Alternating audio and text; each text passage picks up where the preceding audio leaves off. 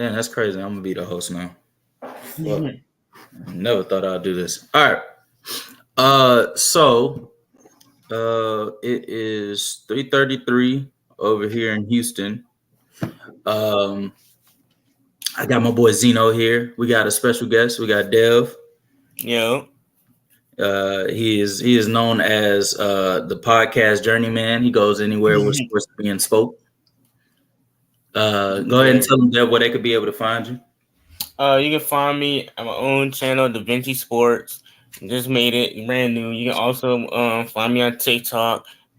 Same as my YouTube channel. I am also part of the BAM Discord, so you can find me there. So you hit me up on any of those three things, and I'll find you. He will indeed find you. He's not speaking hyperbole in order. But starting off this channel was starting this off with hate. Crazy. hate is not what I'm doing though. Oh, he will find you. All right. No hate. All right. Anyway, yeah, all right. Anyway, so the first topic that we're gonna be talking about is I want to hear you guys' young players that you guys think are going to take the next step this upcoming season. I don't want to hear Anthony Edwards or Melo Ball, players like that. More of sort of like guilty pleasures. So like players, young players that you think don't have any recognition whatsoever at this point that you think are going to take that step like a Trey Jones or something like that. Something. For example, what he's trying to say is something that's very like not like an obvious one. So that's why he said Anthony Edwards and all that type of stuff. He's saying something that's less obvious in general. Yeah, because at first my first thought was Evan Mobley, but that's a little bit too obvious. Yeah. So if I had to go of a young player, is Shaedon Sharpe a little too obvious too? I mean, he's like a tweener. He's sort of in the tween. I'll go with Tari Eason. So I mean, you expect him to. But yeah. Nah, well, do you though? Like, yes. Dame is not going to be on that team. Well, no. Shared. So yes, he's going to progress. I was saying, I'm thinking along the lines of like, do you expect him to make he was already a 14 per game score this year? So do you expect him to make that big of a jump when the roles are just switching and now it's going to be Scoot having the ball? I don't think it's just going to be Scoot. It's probably going to be him. It's going to be a mixture of the three guards, four guards, because they also have Simons. So true. For me, I had to pick, and then I kind of forgot about the pick. So I'm just going to try and say, I want to start off with one that's kind of, I'm being a homer right now. So I think Mo Bamba is going to actually have a good season this year. Oh, wow. For the most part, last season, he was mainly injured. So you didn't really get to see him try out to be stuff, to do anything. He lost his minutes on the Magic because Wendell Carter Jr., let's be honest, he's just better. He's just better. So I feel like he's going to carve out his niche in this NBA as a backup big or maybe a starting big if his 3-point shooting becomes actually legit and that he's able to space the floor. And also if his rim protection isn't like the only thing he can do, if he can actually somewhat step out and not just be only a drop big. But I think he's going to have a decent season on the Sixers. Specifically, one thing I also need to add on is because we have one of the greatest defensive minds that we've had in the league, which is I forgot the coach's name. Nick Nurse. There you go. So I think Nick Nurse is going to help him on that journey to be a better defender and to, level up his game. The next one, I think Mo Wagner is going to have a jump as well. Mo Wagner, Franz Wagner. France last year. Yeah, my bad. I didn't mean to. I say Mo, but I say Mo. I say France has quietly been improving steadily every year, becoming more efficient. And Quiet has kept. He can be argued to being the best player on that team right now. Best or second best player on that team, if you think Wendell is better. But I disagree. Or so Apollo. Quiet kept. He's actually the best player on that team at this point in time. So those are my two picks. Okay, I know my other pick is Tari Eason. I feel like his role in Houston can be bigger, coming out the bench, being a hustle guy, and also I feel like Houston can also go to some small ball lineups, so we'll see him in that kind of role in the power forward, while Jabari probably at the 5 in a little bit, and we never know opportunity. I feel like he's gonna be like one of the better energy hustle guys coming out the bench, and also coming from your team, I'm going with. Did you already say McDaniels? No, he didn't. He did. Yeah, I would say McDaniels. McDaniels, obviously, with Nick Nurse being that team, I feel like he'll unlock some more. Respectfully, I think McDaniels a bit too, like obvious because he did have a jump last year. Oh wait, no, are you talking about Jalen? But yeah, he said Jalen. He said Jalen. Oh my bad. Jaden McDaniels. My bad. No, I think Jalen's gonna get to that role like his big bro, and then they're twins. It's my fault. And then are they twins? I thought Jaden was older. I had to look it up. Did my account just get hacked? 1 second. What the fuck? But yeah, I think their roles. I feel like when it comes to role, I feel like he's gonna have a bigger role and better. I feel like he's gonna be seen more defensively. Obviously, probably won't start because y'all got PJ Tucker and Tobias Harris. But I feel like he could eventually end up starting. Like once y'all y'all might end up either trade Tobias or getting rid of what's the name, PJ Tucker due to age. I feel like he can step right into that role and fulfill that little duty, being a roamer, being like a better point attack defender, being one of the more switchable, versatile players in the league. So I'm high on him, and I've always been high on him. I'm surprised he didn't play that much in the playoffs in Philly. I wanted to see him more. Okay.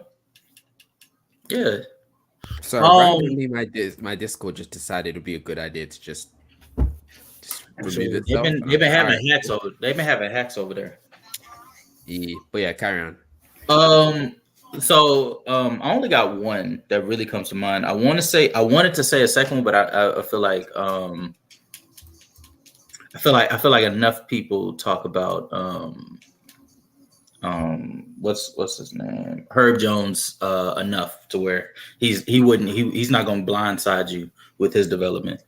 My pick is Jalen Duren from Detroit. I think that's kind of like a given. But what? Yeah, because look at the team. Like look. Jalen Durant. Okay, just because the team is bad doesn't mean that. Be real. Be real with yourself. How many people? Okay, so if you see, going to talk about, I think. Okay, actually, I'll give you that. Because I say for the most part, people don't actually talk about Detroit. Exactly, people don't talk that. When I think of young players that people that you are like, it's like I'm watching this dude, but nobody else is. I think Jalen Duren fits that description. Nobody really, to tell you the truth, I really could have said Cade or Jaden Ivey. Nobody really watches Detroit basketball. Yeah, it was an ugly watch this year. If you did watch him. Yeah, it was ugly. Outside of Jaden Ivey, I thought Jaden Ivey, like especially towards the end of the year, people started to like catch on to like, oh, he's really good at scoring. But Jalen Duren, I think he has a lot of upside. And when I say upside, I mean like defensive like impact, being like borderline top 5 defensively, like in all of the NBA. Because I think he has the ability of being able to switch out on the perimeter, and I think his rim protection is like it's already really good right now. So I think probably the next step for him is probably like his offensive development and just keep on getting the reps as like their main centerpiece because I think Cade and Jaden Ivey are gonna when they come this season. And I think this is going to be Cade's first and only healthy season that he's had so far. I think they're going to look to play off of Jaden Ivey being their main big. I don't think James Wiseman's going to get that much burn, especially considering he's competing with Jalen Duran and Marvin Bagley. You said what? And Marvin Bagley. Yeah. Marvin Lay. Respect. His name is Marvin Lay because he has no bag. Please don't call him Bagley. Okay. Anyway, trolls. All right. Anyway, he's not going to get enough burn because there's just more talented players other than him, and I mean that seriously. I don't think James Wiseman is that talented. He's a bust. I've already accepted it. I think everybody else should too. But yeah, Jalen Duran is who I'd pick for my young player, and nobody else because it's Detroit over everybody. Detroit. Well, outside of Bucks. Speaking of Jalen Duran, I'll add one more. So who's similar to him? Who? Mark Williams. I feel with LaMelo Ball coming back, he'll have a better opportunity, to get set up more spoon fed. Obviously, he has another year. I feel like he could be one of the better defensive players in the league, one of the better lob threats. And I feel like he'll be like a Robert Williams type center. Not saying he'll be as good as him, but I can see that his play style versus like Jalen Duran, he's like baby Dwight Howard. With Robert Williams, he's baby. I ain't gonna lie to you, man. Y'all should get on the Detroit train as soon as possible. Cause no, listen, I love Desar Thompson. Like I like Detroit. The teams I'm gonna watch this year. Young teams are Detroit, Houston, and what's that? And Orlando. Those three teams I'm gonna watch. See, mine is Detroit, Houston, and Charlotte. I think Detroit and Houston should be in everybody. Like they should be on everybody's calendar because I think Houston is gonna be more fun. And they're actually going to be playing winning basketball at having Udoka there. I think Detroit making that coaching change, I think that they're going to be playing winning basketball as well, having Monty there. And I think Cade having his healthy season, Jaden Ivey having a second year under his belt, hopefully being just a little bit more efficient from the three-point line. And obviously Jalen Duran. I think that they should be on your list. I think those two shouldn't be a discussion. The third team is where it gets a little finicky, but I'm going with Charlotte because I thought LaMelo and Miles Bridges was building something special before that whole fiasco happened. So I think having him back, LaMelo should be healthy this season. And then, like you said, Mark Williams actually being able to be that lob threat that you want. They still have Terry Rozier coming off the bench. I think that this team should be just as fun, if not even more fun, to watch on both ends. Mark Williams being the defensive side because and LaMelo can't play defense to save their life. And also my OKC Thunder, I'm excited to watch them. Always excited to watch my OKC Thunder. Yeah, man, I'm not even gonna lie to you. That shouldn't be I don't think that should be like a surprise to anybody. I think OKC should be like one of the OKC and Sacramento should be like the team that we expect to be like leading the conference very, very soon. Yeah, I can't Sacramento. I won't even call them a young team because like Fox like in his mid-20s, so is Sabonis. So the only young. It's still young, bro. They're young shit, bro. And that's the thing. They're still young. That's the crazy thing. Like, and they're still like they're not a developing team. Like. They're not developed. They're more established. I want to see Keegan Murray because I saw him playing in Summer League. I see what Sacramento's doing. I think they're trying to expand his bag so they can have him bigger of a scoring role. Like, I do predict that he should have more of a scoring role, and he could be like a number 2 scoring option, not the second or third best player, but he can still be like a second best scorer on the team. No, I think he'd be the third best player. I think he'd be. I think after I think he's already third best player.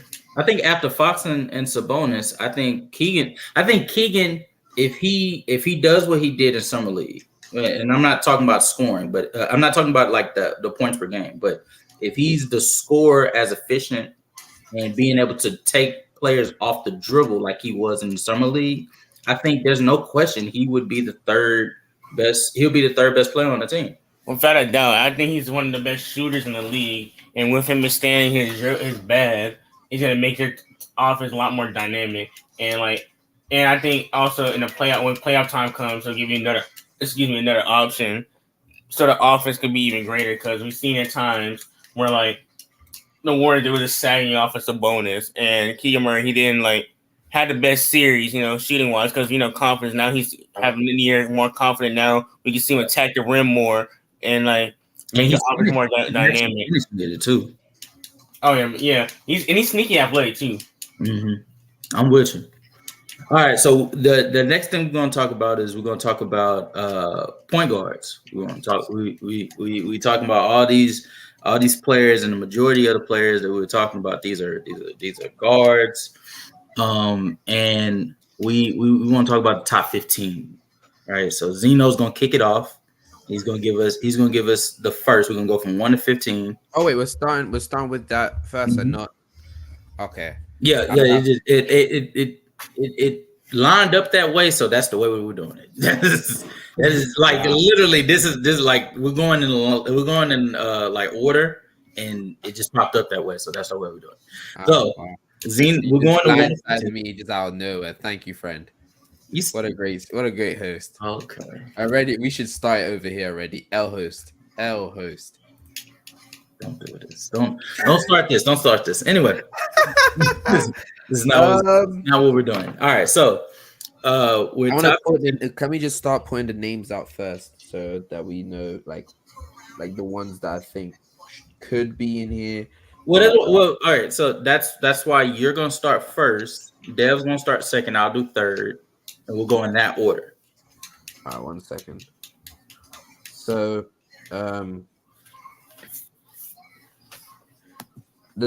just to start off with what's going on, I do want to say, the point guard list for the most part is they're very stacked. There's a lot of guards on this list that, in another list they would actually just make it, but there's some guards that are not able to. Guards maybe you might not be as high on him now because of what you saw this season, like Chris Paul. I don't have Chris Paul in my top 15. I don't think he barely doesn't make it. Like DeJounte, I don't think he had a good enough season to make. Actually, DeJounte might make it for me. If he don't make it for you, he's making it for me. He a top 15. I will say because I'll tell you who I think. Yeah, like these are the two that I'm debating right now. LaMelo or DeJounte. I think those two are borderline top 15. I think that those two. We gotta speak on who's in the list, because to my knowledge, those should be solidified 15. I don't think that those should be a question. Yeah, if you would say top 10, yeah, well 15, I'm kind of I don't think that should be a question. So all right, anyway, we'll cross that bridge when we get there, because we're at the 15 to 10 spot. But let's go ahead and state the top 5 right off the rip. Okay. Before we start, is Shea 2 guard to you or 1 to you? That's a 2. He's 2. Okay. All right. I'll kind of to me he's a 2 as well. All right. So at the top, actually, yeah. Okay. Well, let's do it this way because I don't think any of us actually prepared fully. So the top 3: Curry is first, Luka, then Dame. I think. Oh, I was gonna say SGA, but since we're putting them on the other list, I think Trae Young can be here, 4th, and then I think sad to say this, but I think Fraud Moran is 5th. Yeah, what the hell was that you just did? I'm happy. That's my boy, my boy Trae. The respect. Okay, all right. Well, the only reason why he's there is because nobody else has stepped up yet. So that is hate. You see, that is hate. There's no way you just said that. That's crazy. No, sorry. Anyway, Dev, your turn. Oh, for my top 5, or I'm going. Hold on. Before you say that,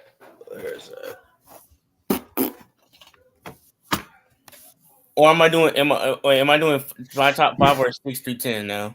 You just doing just 1 through 5. Okay. Yeah, just 1 through 5. I got Steph, Luca, Dame, Trey, Ja. Hold on real quick.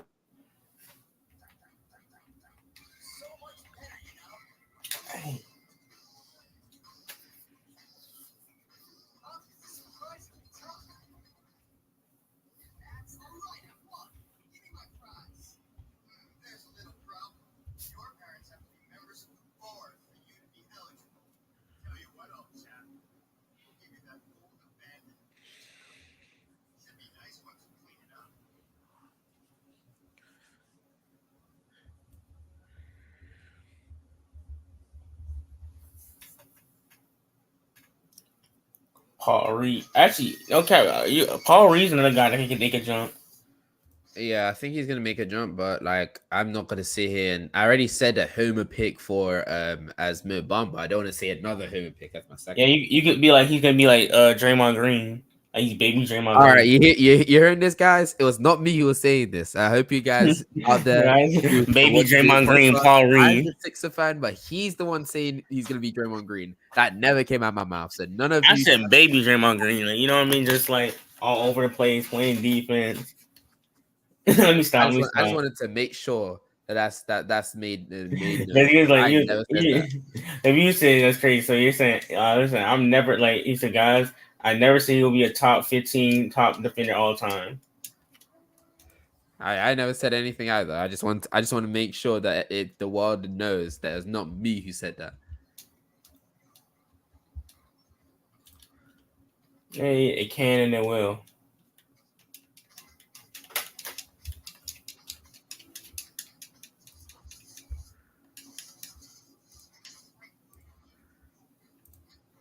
Where's Justin? Oh, he's coming back. I didn't even realize he was gone like that. But okay, all right. So Zeno said Steph, Luca, Luca, Dame, Trey, Fraud, Morant, and then I think Dev literally had the same top 5. Yeah.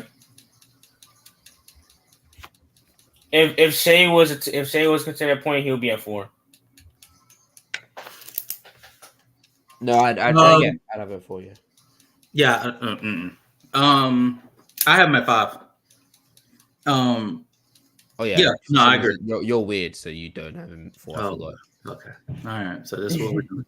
It literally what's going on is Zeno just like anything I say, he just like, oh, I'm just trolling or I'm just like, that's actually not true. For the most part, I actually think your pick was fine in the first segment. I just think saying Trey is just better than SGA is crazy. But I don't think Trey's just better than Shea. Hey, that's not crazy. Yeah, I don't think Dev, get your homer hat off.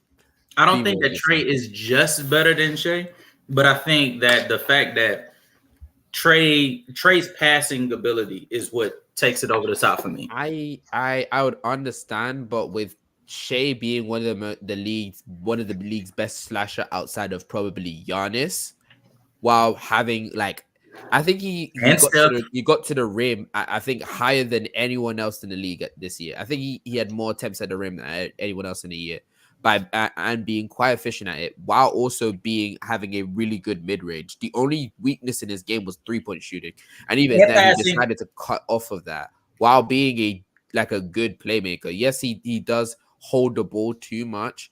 He's also a decent defender. I just think someone who everyone the defense knows you can get to that. Also, he's going to one place and he still is able to get there, whether it's through the array of moves, his slithering footwork, and him being able to get to the rim because of his long frame, being able to finish over players as well. It doesn't really matter if he's able to constantly do that and teams can't stop him.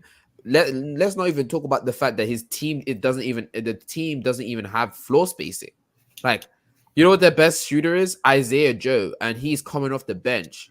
But in a starting lineup, he's playing with Josh Giddey, like as his point guard, and playing Lou Dort with him as well. Like, these aren't respectable shooters. Their 5 isn't like he's a shooter, but like people aren't respecting him like that. Like, he's constantly getting a lot of defensive attention while being this efficient. And quite as kept also, he's had one of the most like at the line. He's been that's not Hall of Fame. What's the one I'm looking for? All-time level of free throw conversion for the amount of free throw attempts he's got. Just to tell you, casual, he Justin, he went to the line I think 10 times and he finished at the line 91%. I'll check for you. I just want to make sure what I said there is correct. Shay.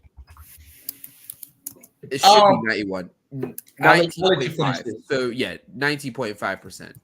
So that is like league high. That was like league high free throw attempts while actually hitting them at 90.5%. That is insane. In my opinion, I agree with what he said. I think he was a better scorer than him this year, but I still, even with Trae Young inefficiency and bad shot selection, I still value his 3-point mid range and like free throw shooting a little bit over Shea. I think his shot creation ability is just as good, just not maybe even better. And I also think that like you said, the playmaking is just kind of like big enough. And also, I think what makes it close or what gives Shea the edge, like you said, is the defense. Because Trae Young's one of the worst defenders in the league versus with Shea, he's probably, like you said, he's an elite. I don't think he's elite defender. I think he's just mid. Mid. He's a mid defender, but also they're both elite at one thing. Trae's elite playmaker and Shea's elite at getting to the rim. And also and I think in the playoff setting, that probably is in your eyes probably brings more value in the free throw lines. And also he's pretty good at mid range. He's not a bad mid range shooter.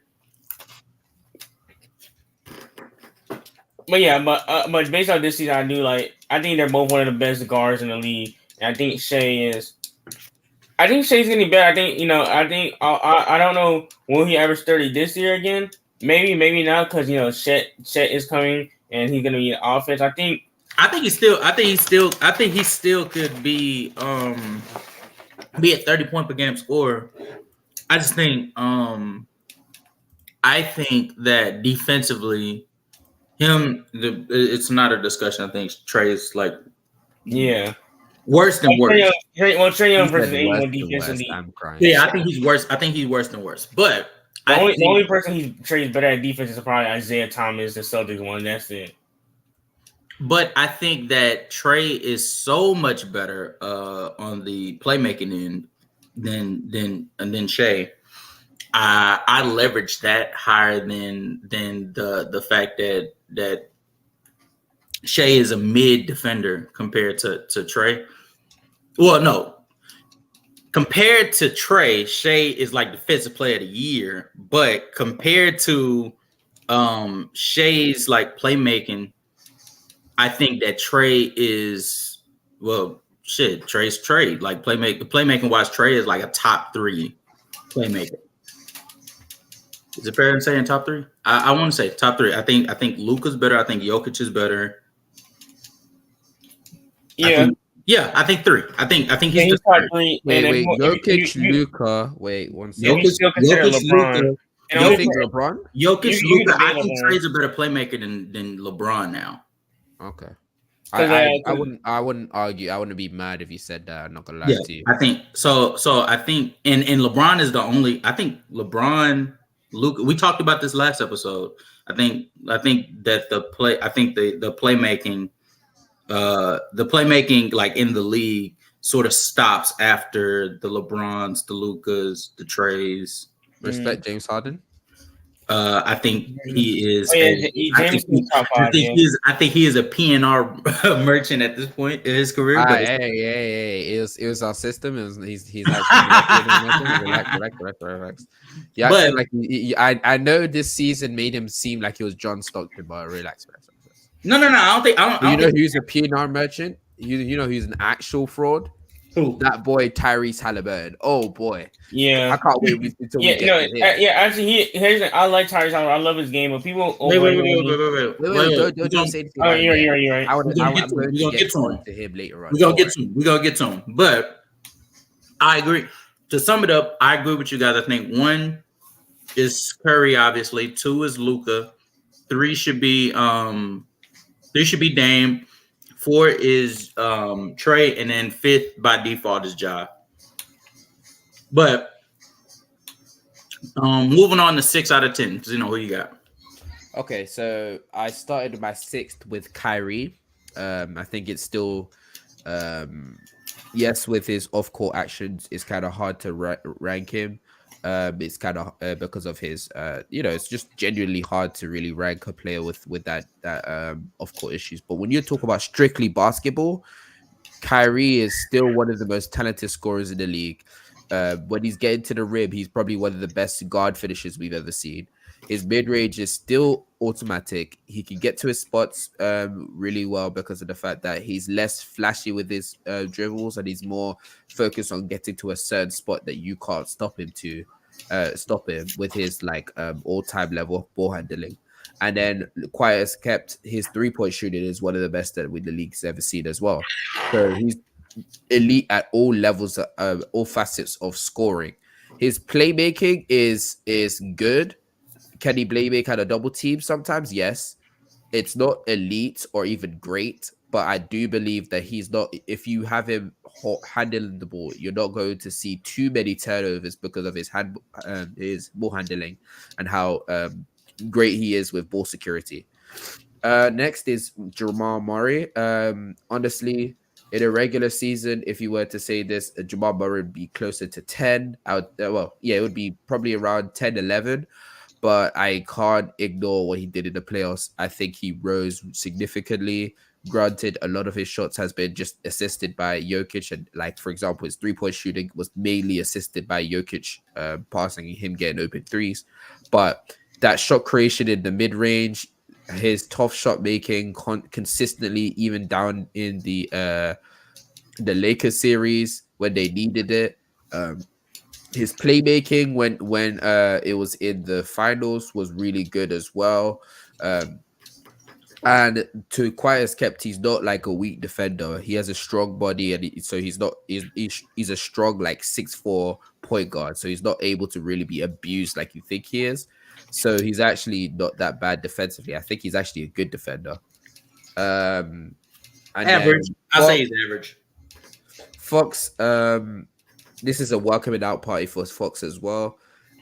People who've been watching Fox for a while, to say a year or two, you would think that Fox has been around this type of player, being able to attack the rim ferociously. Actually, this year he's actually attacked the rim less and gone to the mid range more, which may not look good on his. It might make his efficiency good look lesser than he actually should have been.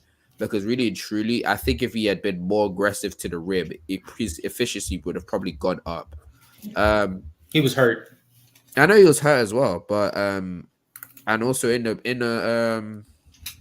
the first round, although it doesn't look efficient, if you was watching the series, Fox was really giving it out there on that team, and was probably the only real consistent player on that team for the most part. So I have to give Fox up there. Why he's not above Murray and Kyrie? Sadly, Murray just had such a superior postseason to Fox. Kyrie, as much as he didn't make the playoffs, I think that Kyrie's play in general is just higher than Fox. I think Kyrie is just the better mid-range shooter. He's the better 3-point shooter.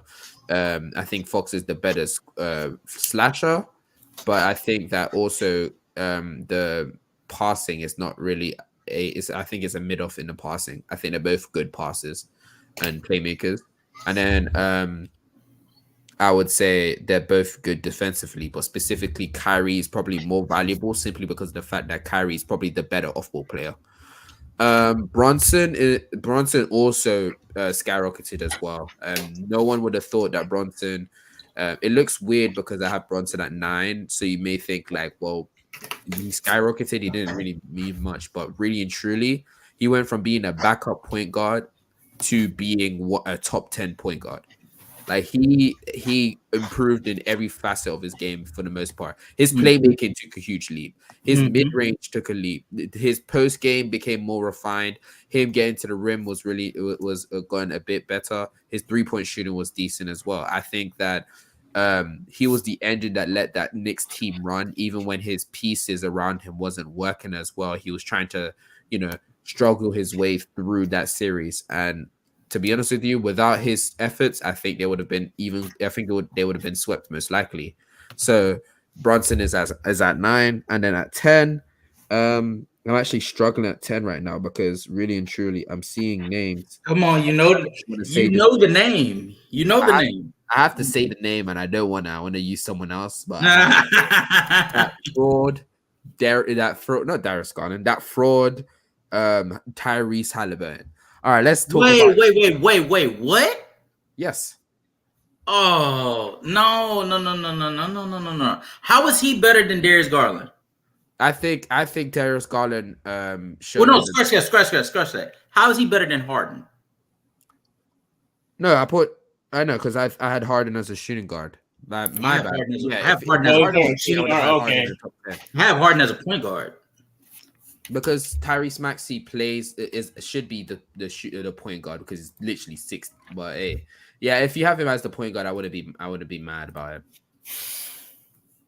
But let's say, sorry, if Harden is here, then yeah, I would have Harden as the 10th. Or yeah, I would have him as the 10th point guard because in the regular season, James Harden, his burst has left him for the most part. The part where he actually explodes off of one or 2 feet to try and get to the rim. That's essentially just left him at this point. So him being his efficiency at the rim has plummeted, while his attempts at the rim has plummeted as well. That's how bad it is. But the thing is with Harden this season is that he is decided to add a counter, being his mid-range. His mid-range has his prominence of his mid-range has actually been decent actually. His him trying to attack the rim, then pulling back for his step back too has actually been quite useful for him, so he's not like just a 3-point shooter and people could just run him off the line. The only problem with him is the fact that now that he doesn't get rim pressure, it's way harder for him to stay consistent as a scorer, and especially how now that he doesn't get to the line as much as well because he's not attacking the rim as much. So the only thing I do think is he's still somewhat kept. And when I mean somewhat, he is still elite at this, but I mean somewhat kept compared to his old self is his playmaking. I think this year his playmaking has been more John Stockton-y, but it's still him being one of the best playmakers in the league. Still being able to find open people when needed. Yes, it's been more PNR based, but that's just because you have the second best big in the league. So, I mean, like, and the system that was placed around him. So I don't believe that that's really that much of an issue. So yes, I would have James Harden at 10.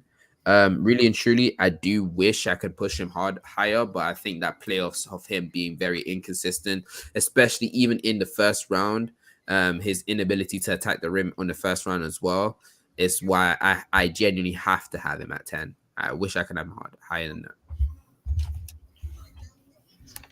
All right, Dev. All right, for me, at 6, I got Kyrie Irving. Then at 7, I got De'Aaron Fox. And then at 8, I'll put Jamal Murray. No, 8. No, at 8, I'll put James Harden. 9, I'll put Garland. 10, Tyrese. Did I forget Brunson? I did forget Brunson. Yeah, I'm disappointed. All right, take out Brunson. Take out Garland, get and play in Brunson. I ain't gonna lie to you. I'm disappointed in y'all.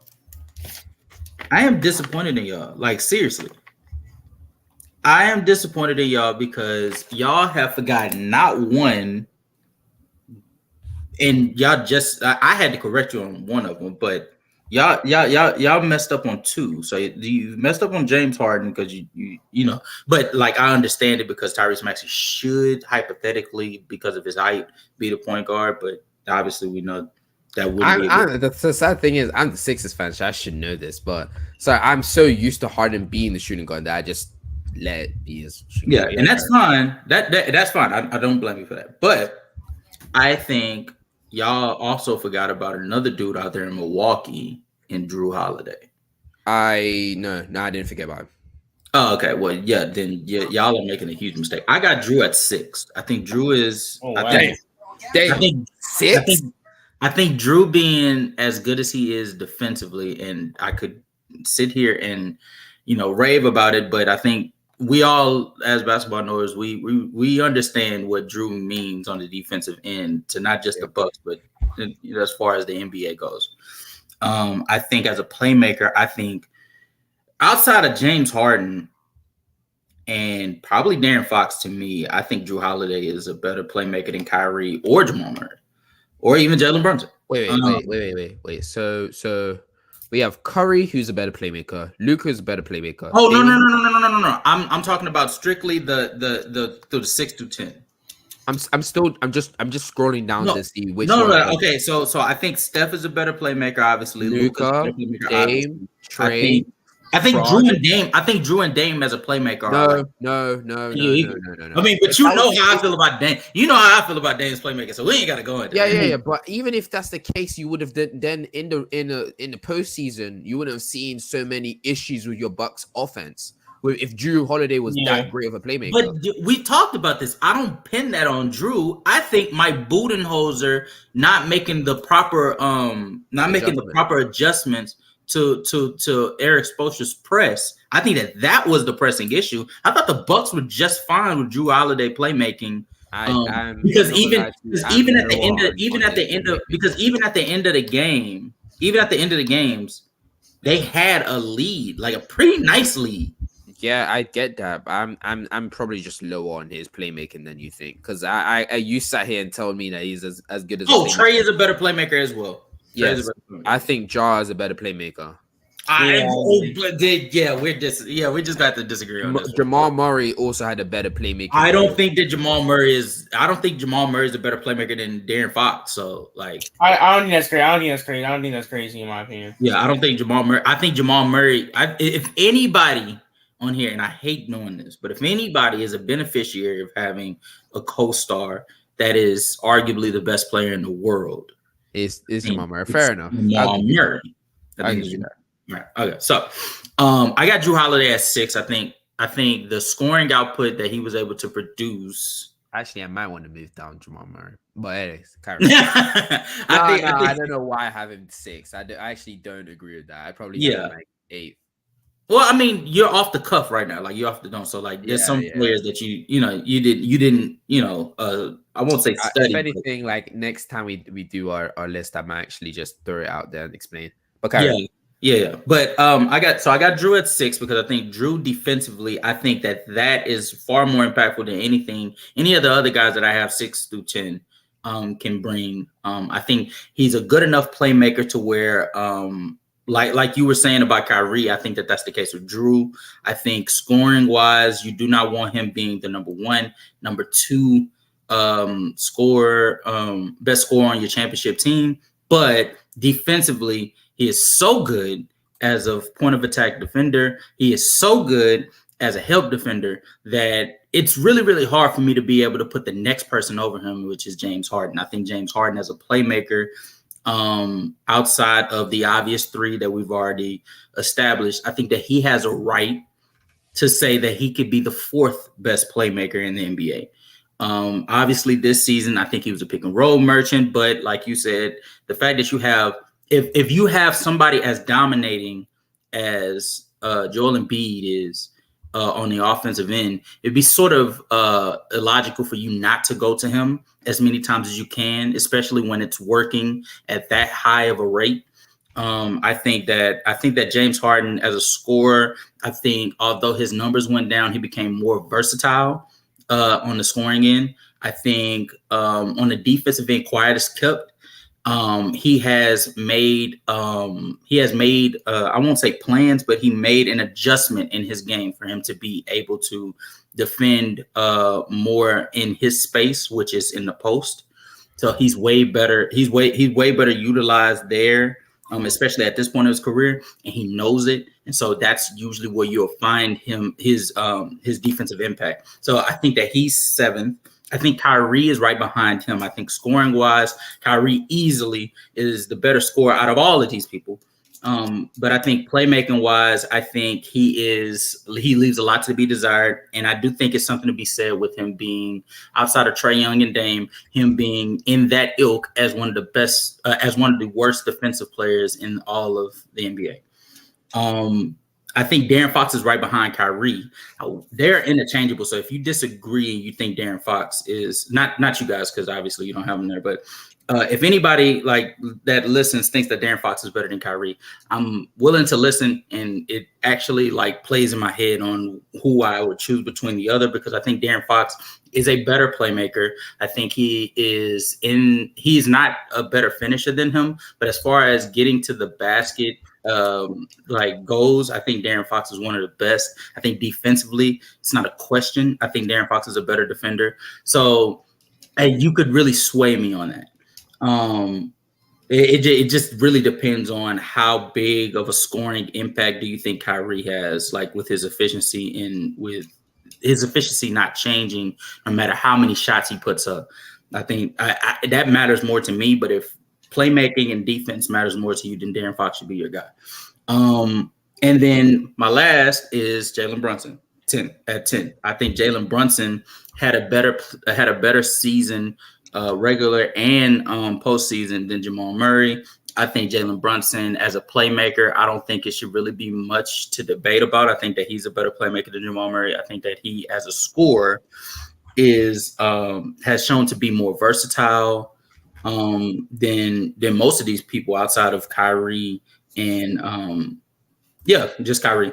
I think he's shown to be more versatile than Kyrie, than anybody but Kyrie. And I think defensively, quiet as kept, he's actually very, very solid. He has a strong core. That's the best way I can explain it. His lateral quickness is solid, but you're not going to push Jalen Brunson around. So I mean, that's getting into the nitty gritty. But I think he's one of the better scorers. I think his playmaking is surprising, probably the biggest surprise of this entire season watching him. And I think defensively he's solid. So I have him at 10.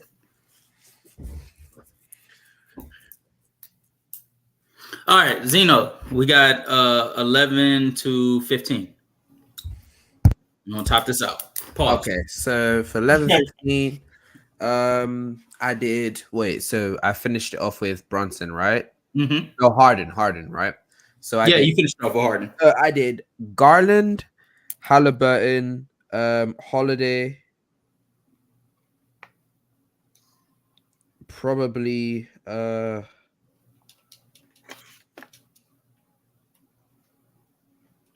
oh no, yeah. I actually just leave it as this, yeah. LaMelo and DeJounte. I put it as that way. So to get in for Darius Garland being there, I think I started off with Garland. The thing is with Garland, I think he stayed the same for the most part as an offensive player. I didn't see, when I was watching those games, I didn't see anything that screamed growth for the most part. I think it was more of him trying to get used to playing with a co-star that's probably going to be ball dominant as well. And although that's kind of weird because he did play with a co-star like that, but like this co-star is just significantly better. So he's trying to get used to being off ball, I'm guessing. But I just didn't see much growth in his like play, Darius Garland. And the problem with him on the offensive end is that he just doesn't generate much rim pressure. That's the issue. He just can't. He's not able to generate much rim pressure because he's 6'1" with a 192 pounds. He's quite skinny and frail. So when he's trying to attack the rim, he's very prone to just being bumped off his path when he's trying to go up for layups. So it's harder for him to really stay consistent with his like shooting simply because of that. But he does he does go to the mid range and he does shoot threes at a very great clip. Specifically, his 3-point shooting being he's shooting 6 threes and ended up with 41% 3-point shooting. That's quite elite. That's very elite. But that's my issue. And let's not even talk about the defense. Like He's not Trey Young levels of bad, but he's bad. Like he's small like Trey Young. He's able to be pushed around. He Yeah. does lost for screens as well. Like it's hard for me to really say that he's anywhere near as a good defender. He's probably just solidly a bad defender. Then we go to the one that I wanted to talk about. Oh boy, I'm happy today. You see, sorry guys. I've had this issue because watching other videos and other people, because that's what I like to do when it comes to getting information and stuff like that. Watching watching the games in general and also watching other people's like viewpoints on it. But I'm starting to see that people are having a bit high of a view on Halliburton, specifically his playmaking. I think as a scorer, I think he did grow as a player. I think his mid range has gone up. I think the biggest issue with people when it came to Halliburton was thinking that his awkward jump shot or his unorthodox jump shot going to translate to the NBA, because it seemed that it was going to be a bit too slow for him to get off. But he's able to really blend it into his array of moves to actually get his shot off. So yes, he's actually fine as a shot creator. He's got better as a shot creator. I think his 3-point shooting is still great. I think him getting to the rim is not that bad either. But the issue is, and the reason why I have issues with him is his playmaking. People overrate his playmaking too much. He is not as great as a playmaker as the stat sheet says. He does this thing where I say John Stockton for James Harden. He's like that, but probably even worse. He's the type of person to pass it to a player who is contested, and they will make the shot, and he'll get counted for the assist. Buddy Hield usually creating advantages for his team, like James Harden will create advantages at least way more consistently than Halliburton. That's my issue with him, and it's not like he's not a great defender or anything like that. So what you have in Halliburton is a good level scorer, I would say a good to maybe great playmaker, but not to the level that people try and say it, and is decent defensively. Like he's okay. I just don't see that. Drew Holiday, we all know who Drew Holiday is. One of the best defenders one of the best guard defenders we've ever seen. I'm much lower on his playmaking than Justin. That's why I don't have him as high. His scoring is so inconsistent, and I think that's really I can see that. I can see that. That is actually one of the biggest reasons why I have him so low, because his scoring can actually shoot you out of games. It can really shoot you out of games. Now, there's a difference between being a bad score, like inconsistent, and you still can make it up in other situations. But his scoring can actually end up being a detriment to his team. Is it maybe because of the fact of his composition, like the team around him, and how his coach also doesn't really help to minimize his weaknesses? I agree, maybe. But he still has the tendency to really shoot you out of games. Unironically, like the guard that you did have before, Eric Bledsoe. So that's fun. LaMelo, he's progressed in general. Hey, yo. Eric Bledsoe's kind of crazy. No, that's crazy, Zito. That's crazy. I thought I was gonna be able to slide that one in. Nah. That boy Eric Bledsoe, he wasn't inconsistent. It was a never. That nigga never showed up. Actually, I just flip this around. DeJounte at 14. So the thing is with DeJounte, a few of the issues that we thought could have happened. He wasn't really great off ball because he's not really a great 3-point shooter. Doesn't really move much off the ball. On ball playmaking wise, it's good, not great, meaning that you're really losing effectiveness if the second guard isn't playing off ball like correct, like Trey was. Trey was kind of just standing around.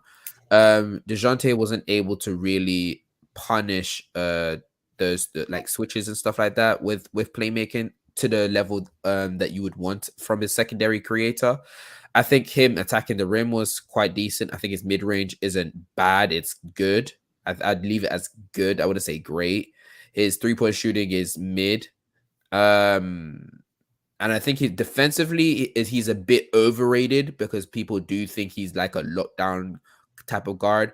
But I'd say he's a good pesky defender, but I wouldn't say he can lock down players because he's lengthy. He can still get around screens really well. I think he's decent. I think he's a good defender. I wouldn't say he's a great defender. LaMelo,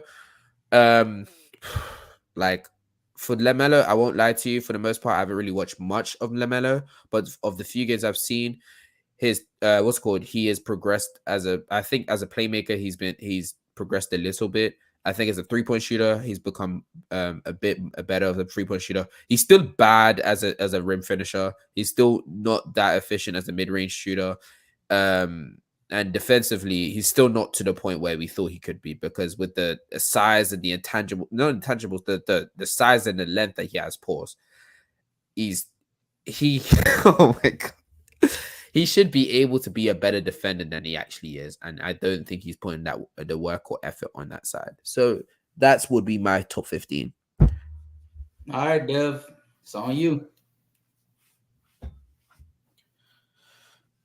think Dev is muted, so you can go for it. I ended up at Howley.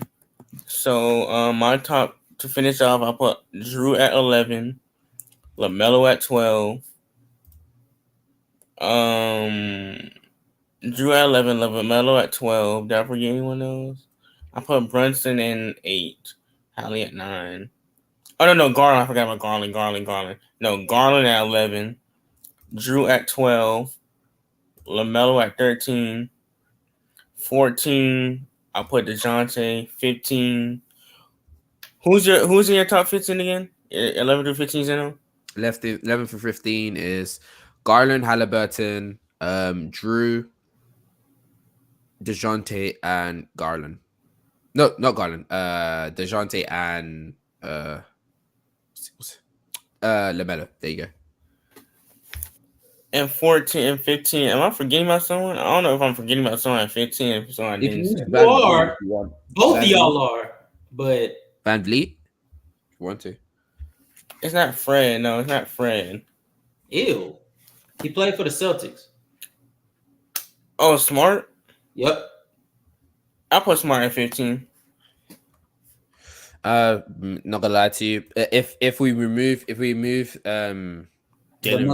If we move not Romello, if we move wait, so you think LaMelo is a better point guard? Wait, so you think LaMelo is a better point guard than Marcus Smart? I do believe so, yes. Why? I think that LaMelo is just the better playmaker and more consistent with playmaking than Smart. But who's better? Who's better defensively? Smart, of course, but like when you're talking about when you talk about defenders, perimeter defenders, specifically guard defenders, when it comes to a scheme, guard defenders are way more replaceable than it is for any other. No, but it's not about being replaceable. Well, why I'm explaining it's not about being replaceable. It's about the level of impact that you can bring. That's what I'm bringing to. That's what I'm moving on to. So what I mean by replaceable, I mean is they're less impact. They impact the defense less compared to the rest of the they impact the defense less compared to the wings and the big man. And that's fine. That's fine. But with but as far as I value their defense less. Okay, but we just spoke about how impactful Drew Holiday is defensively. Not saying that Marcus. Yes, because I think Drew Holiday is a better playmaker, and I think he's a better scorer than Marcus Smart. That's why. Okay, but okay. If you have significantly a better, I think he's noticeably a better defender than Smart as well. That's fine. That's fine. I can see that. But if you understand that the value of defense, because I still think that even though Marcus Smart isn't Drew Holiday, I still think he's a great defender. True. So if you understand the level of impact that it takes for a guard to still be that impactful defensively, yes. How is it that LaMelo is still better than him when the playmaking that LaMelo has within his possession? One, it's not really that impactful, and then two, it's not that impactful due to the option, the team around him. No, I think it's not that impactful because he's not really wagering any type of scoring gravity. Yeah, he's not really wagering any type of scoring gravity. I think he's inefficient. You spoke about his finishing, but also his 3-point shooting really hasn't been that great either. I think the flashiness is what catches people when it comes to LaMelo, but I think defensively he's terrible.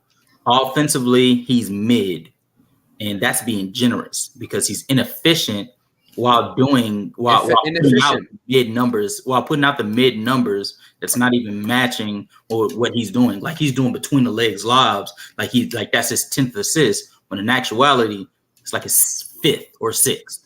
Like he's not really trying to be a stat person here, but right now he's by the end of the season, he took 10.6 3-point attempts. He's shooting 38% on them.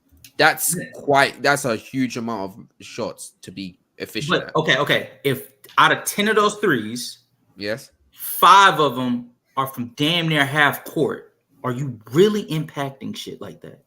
Or are you settling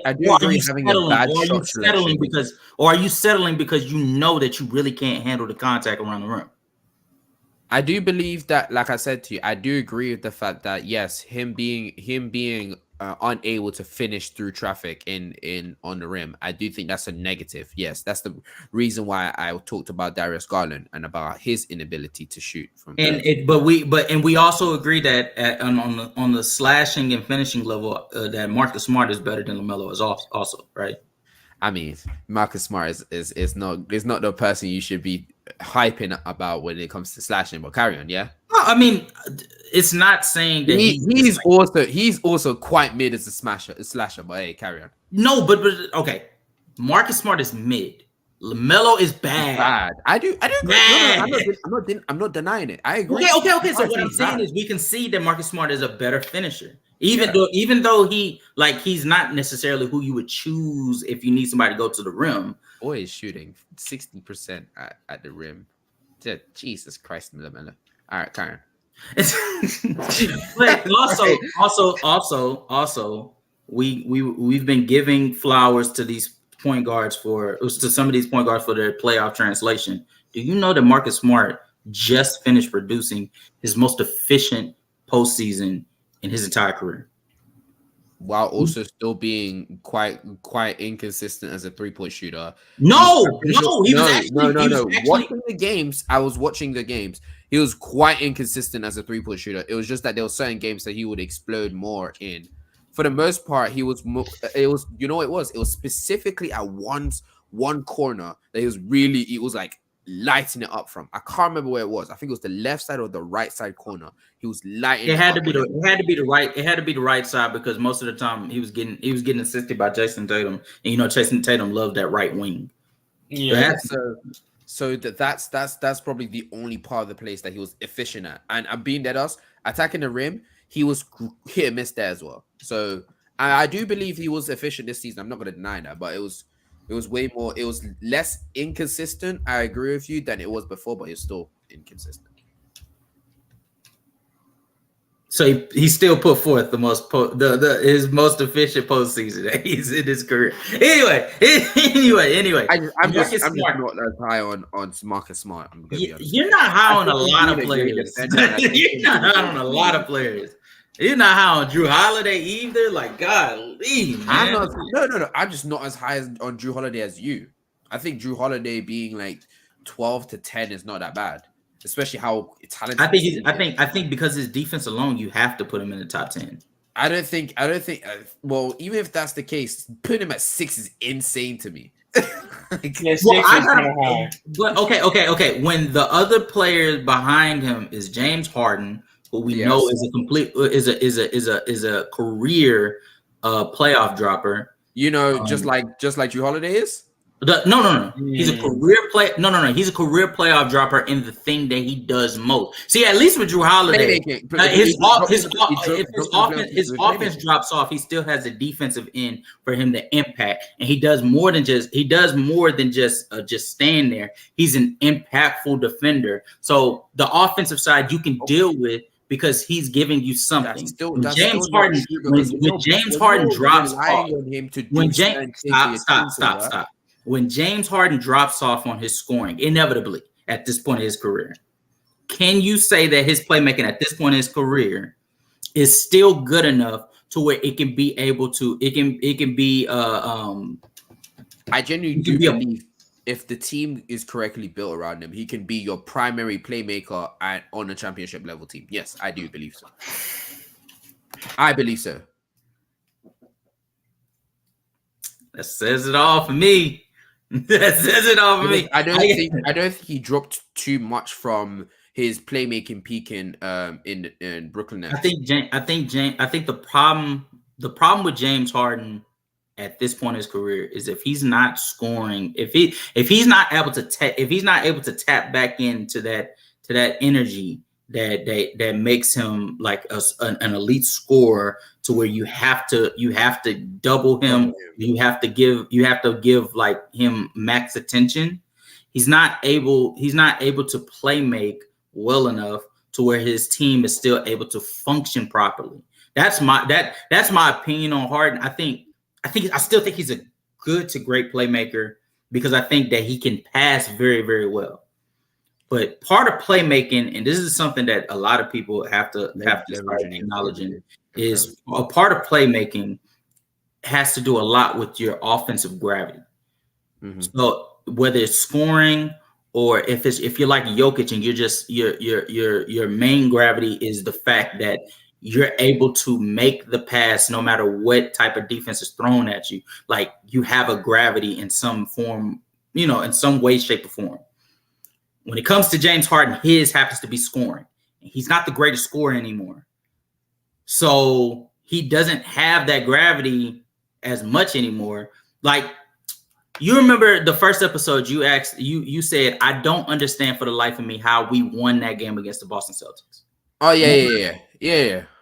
And my response was, James Harden was able to tap back into 2018 James Harden, and he was able to put forth a solid playoff, offensive performance that made the Celtics have to respect him, which in turn took attention off of the others, and that's how they were able to get it done.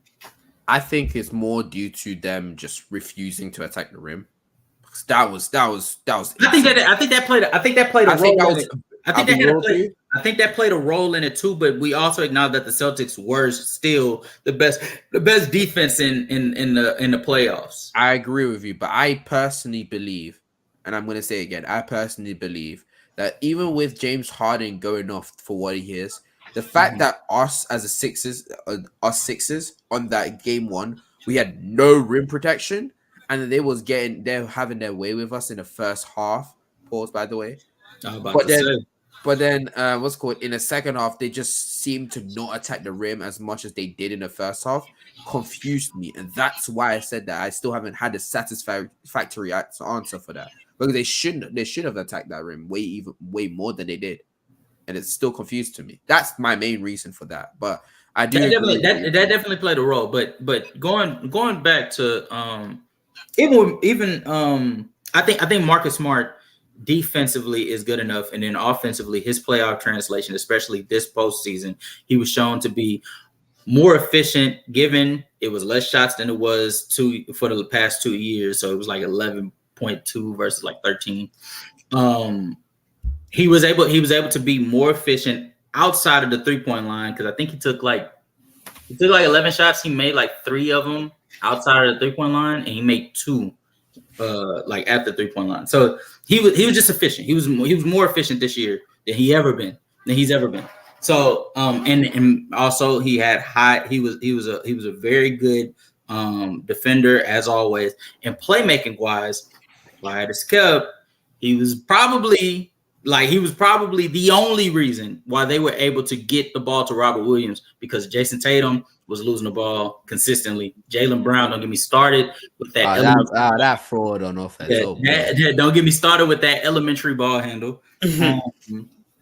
I think Marcus Smart, if anything, if you want to say that he should be behind DeJounte Murray, or he should be behind Jamal Murray, maybe.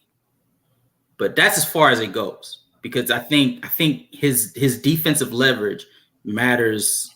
I'm going to be honest with you, though, with what you're saying. I can get where your point is, but at this point, you're really just arguing the spot that is 15 or 14. No. Marcus Smart is 11th.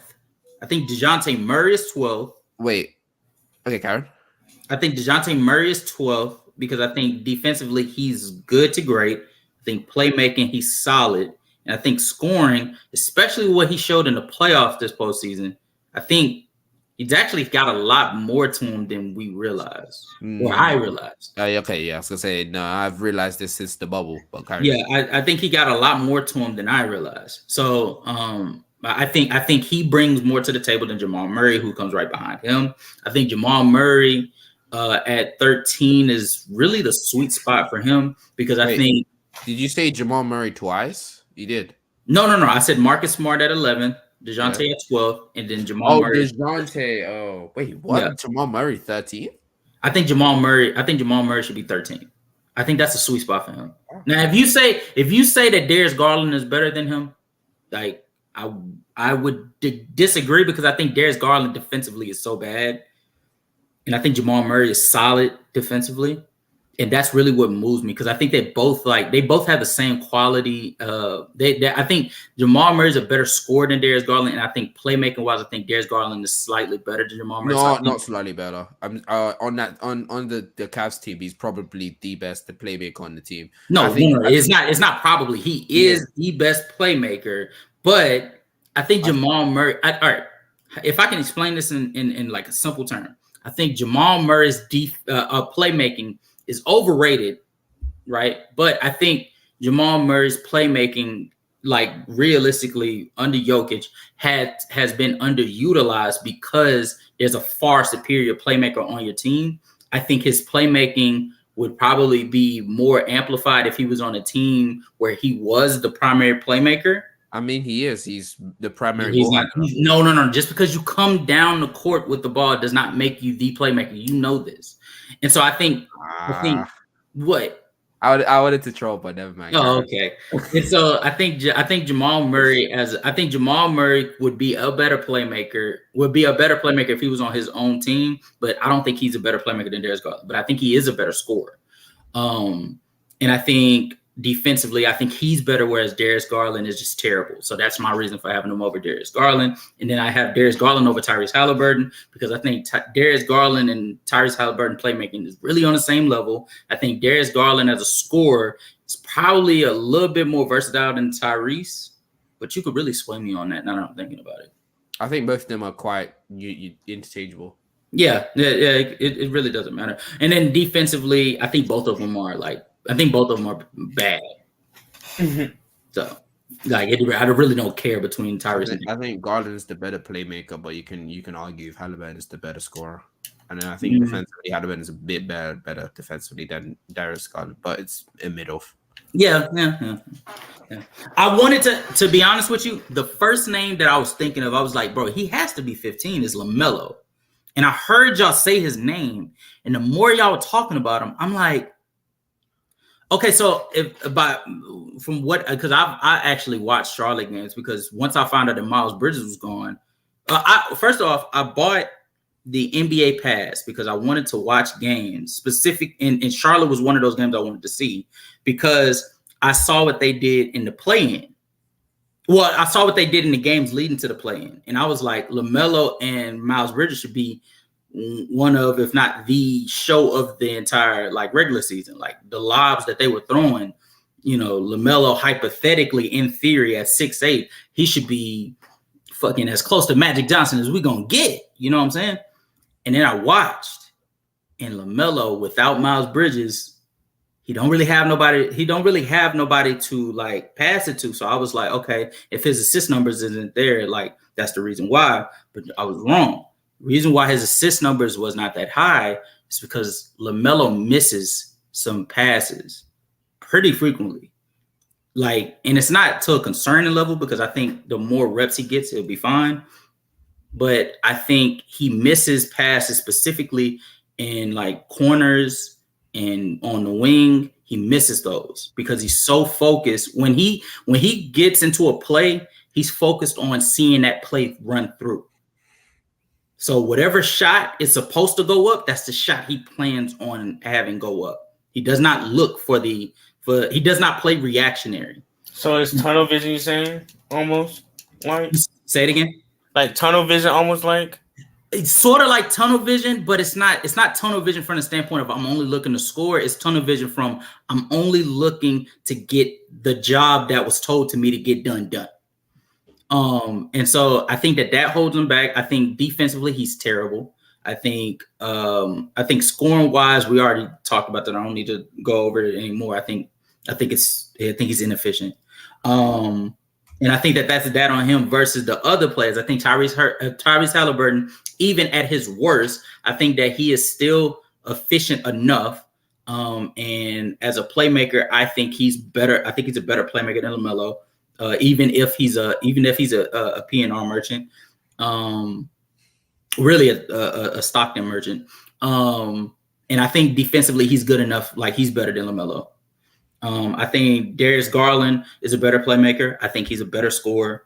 Defensively, like it's a mid-off. I think both of them are bad, so it doesn't really matter. And then Jamal Murray, same thing. Like it's just rinse and repeats. Like there's players that's better than LaMelo, but LaMelo has a higher ceiling than all of these guys. I think LaMelo, if he actually gets his stuff together, I think LaMelo could be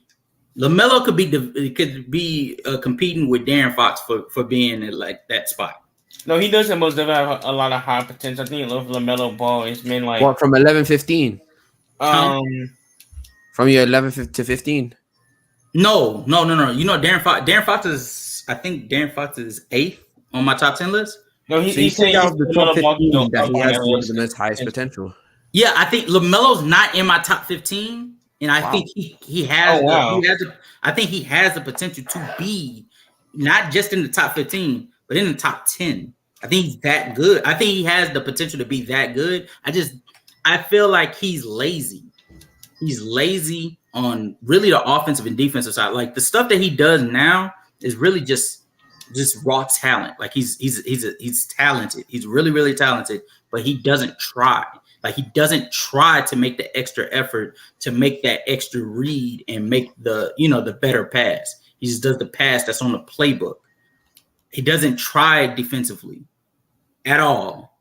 And I think that's going to hinder him unless he starts to develop that. Now, he's only 21 years old. So he has time for him to actually give a fuck. But until he gives a fuck, this is where he is. He's not better than those guys, just off of talent alone. So, yeah. All right, guys. So we're going. So Dev, did you do your 11-15? Yeah, I did. But I did. He did. Okay, man. I forgot. Yeah, damn. I am not that bad of a host. This is crazy. I was nothing to do with you being a bad host. I just completely forgot if Dev did it. Yeah, no. Dev did. That's why I had told him about Marcus Smart. But yeah. Okay, so we're gonna move on to the next. We're gonna get this one out the way real quickly. This is more so my segment. Before we get to the main event. Are we gonna do the Bulls there? Yeah, we're gonna do the Bulls. That's why we're gonna knock this one out real quick so we can get to the Bulls, because I think that I have some things I want to say about the Bulls. But okay, so we're gonna do the verses. All right. What do you think? And this week we got KD versus Tatum. I have Tatum over KD right now. I have KD over Tatum. All right, Dev, what do you think? I think it's close. I still got KD over Tatum. I think KD's offensively more consistent than Tatum. Yeah, I agree. I think defensively though, it's not a question. Defense is not a question. And then I think playmaking. I think Tatum is a better playmaker as well. And I think offensively, like quiet is kept. Like KD's offensive production has dropped down to earth, and so Tatum is actually got a puncher's chance there. So I actually want to specifically expand on that notion. Okay. Firstly, I want to say KD is the better scorer. In the regular season specifically as well. Jesus Christ, the gap in regular season is insanely huge. And then when it comes into the playoffs, I think there's a few things that need to be explained and understood. Okay. In this postseason, you need to remember that KD only had 8 games to play with his team. So they didn't actually have enough time to really gel with his team to actually get to the stage where he can play like he did. Essentially, this team just slowed him into the Mikal Bridges role and expected it to work. And yes, it worked to the point where they were able to get to the second round, but barely too. But like they literally just lucked out on the fact that Kawhi got injured. Is it really luck though? All right, no, anyways, moving on. And I think that if they had more reps together, that their team could have been way more consistent on what they're doing. I think that quiet as kept, KD had a resurgent on the defensive end. I think in the Nets, his defense was his help side defense was really good because of the fact that he had Nicholas Claxton with him, who was also a good help defender and also rim protector. And then when he went to the Suns, I think he was helping. He was actually a good help side defender and weak side rim protector as well. I think playmaking wise, he's always had the same issues. He's 7 foot, so him trying to ball handle, it's always going to be hard for him because these smaller defenders are going to rip the ball out of his hands and out where his so his ball security isn't going to be as good. Oh, look! I was no way, bro. No way. But now you fucked up. Right, look at the cat and the dragon, but yo, I was wondering where you went, bro. Right, yeah. I think let's look Daryl, bro. Before I carry on, Daryl, who do you think is the better player, KD or Tatum? Now, hold on, I just woke up. By the way, this nigga woke up and got onto the screen. No way, bro. L panelist, right? No, L host and panelist because you're the panelist now. Because I'm the host. Yeah, that's crazy, man. Look, I was this whole job. I was knocked out. Like I worked from 2 yesterday to I had to ref at noon. Then I had to go to work at 4 straight from reffing, and then I worked from 4 p.m. and I didn't get off home till like 6 a.m. this morning. So I feel it. I seriously thought that you were going to miss the whole thing. I thought you were just gonna sleep in, and we were gonna carry it for today. And we had no problem doing that, by the way. Yeah, because we have a guest of ours here, Dev, by the way. Hello.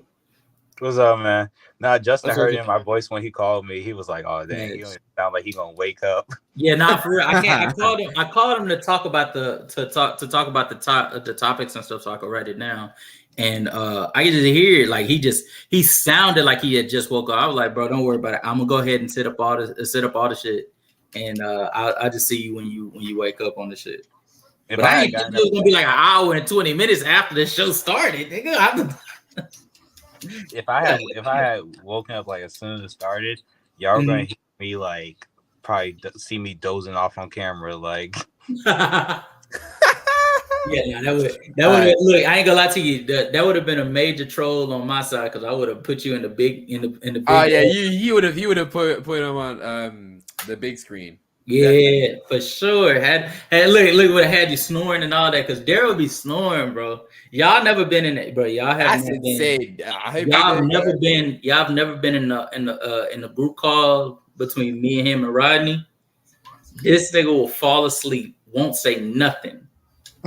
and all you do is you be like, yeah, what you think about such and such, Daryl, and you just hear.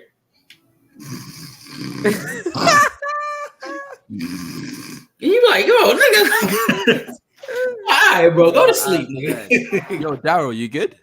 Yeah, I'm good.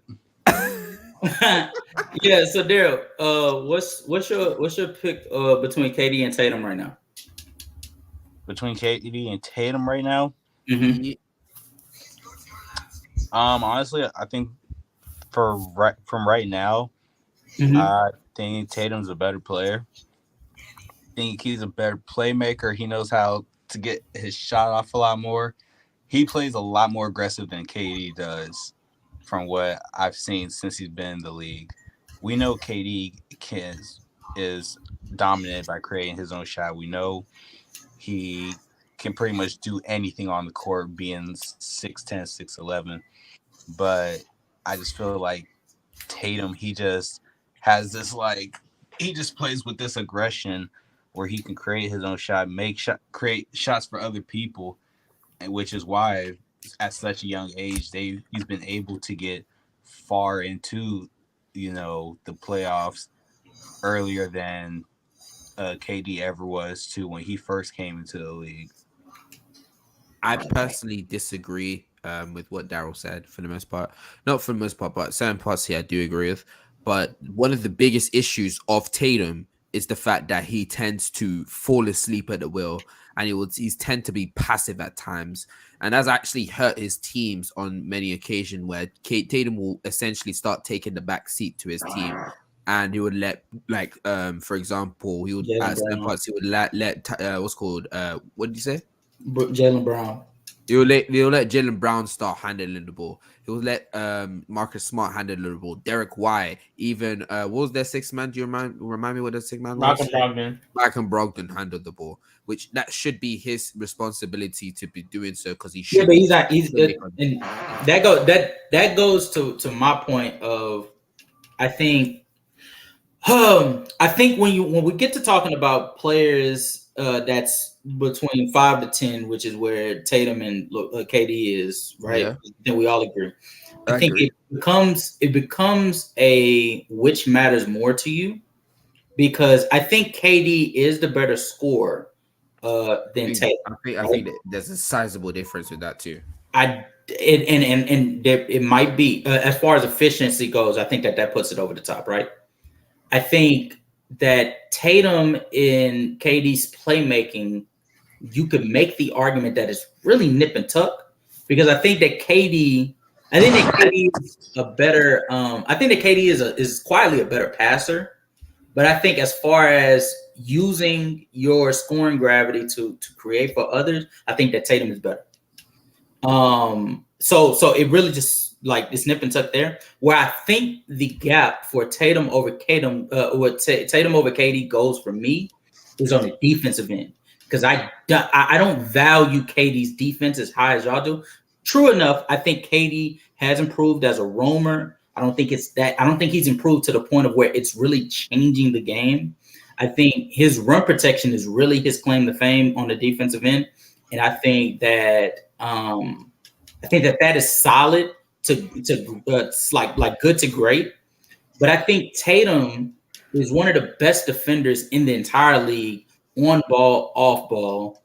I think that he has just as much of a right to be looked at as a really good roamer as well. I think that's actually his best part of him, is being a roamer. Yeah. So I think Tatum defensively, I think that gap is slightly larger than the scoring gap, because KD, while giving you an efficient 30 to 32, Tatum is still able to give you that 30 to 32 efficiently. No. He's not as efficient. This season he averaged 30 on league efficiency. No. Okay. So I'm saying that's not. He can give you that 30 to 32 efficiently. It's just not KD's efficiency, because KD is giving you all because KD is giving you all-time efficiency, and that's fine, but it's still 30 to 32, and he's not, and it's not like KD is giving you that, and he's just He's keeping the pressure. As we saw in the Nuggets series, hell, even the Clippers series, he's not giving you that on like it's changing the game like it used to, because he's not doing it at that volume. He's doing it in a coastful manner, whereas Tatum is actually impacting on the defensive end, and even on the playmaking end, he's giving you impactful playmaking. So I think when you put that together, I think that I don't think that there's a problem with you having KD over Tatum. I just think that Tatum's defense and his playmaking is more impactful than KD scoring at this point in his career. I think KD is still the better scorer. I just think that his scoring isn't as impactful as it was 3 years ago. I want to argue against that question. I want to push back on it a little bit. I want to say that KD is the better the scorer, and I think that Tatum's scoring is, like as I said earlier, is due to his passive and the fact that he does tend to kind of zone out into in a situation. I also want to say that him removing the mid range damaged his flexibility as a scorer. Him deciding to be a 6'10" James Harden and only attack the rim and shoot threes was a very bad bad mistake, because him being able to make out of the post was really good for him. Him playing in a mid range, even though he wasn't actually efficient, like very efficient as a mid range scorer, the fact that you went to the mid range at least gave you more versatility as a scorer. I think that his selection of 3-point shots is quite as kept not as good as you think it is. He does love to sell for those sidestep threes when he's not that great of a 3-point shooter. I do think if there's one thing I do have to agree, and actually not agree, but I would have to say about him to give him a praise, is that his rim finishing now has become more refined and it's become better. It's just not at the volume that you would like.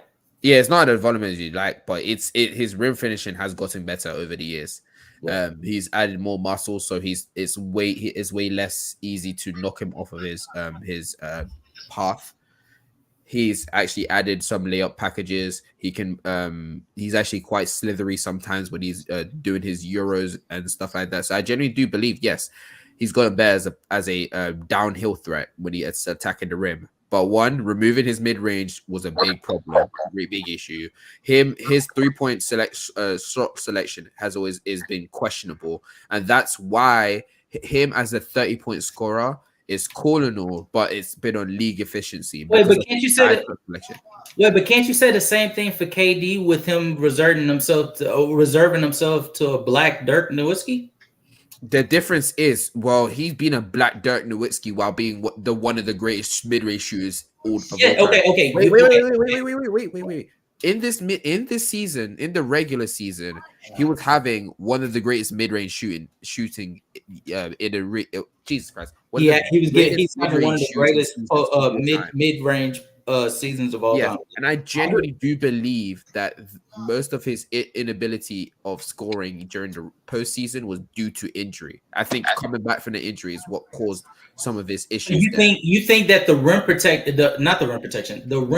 that he did? No, the rim pressure. I agree with you. That's been slowly declining over the years due to his Achilles tear. I do agree with you, and I agree. And this is why I don't have a problem with KD. I talk to people and they think that I have a problem with KD. I don't have a problem with KD. I just want people to start acknowledging that KD is not what he once was. I agree. And it's because of the ACL injury. Before I got on the call with you guys, I was watching the OKC Thunder versus Dallas Mavericks in round 1 of 2016. Yeah, he's way more athletic, man. It's not in the first step was a lot better too. It's not even just the athleticism. The way he was moving around the court is not the same as the way he moves around the court now.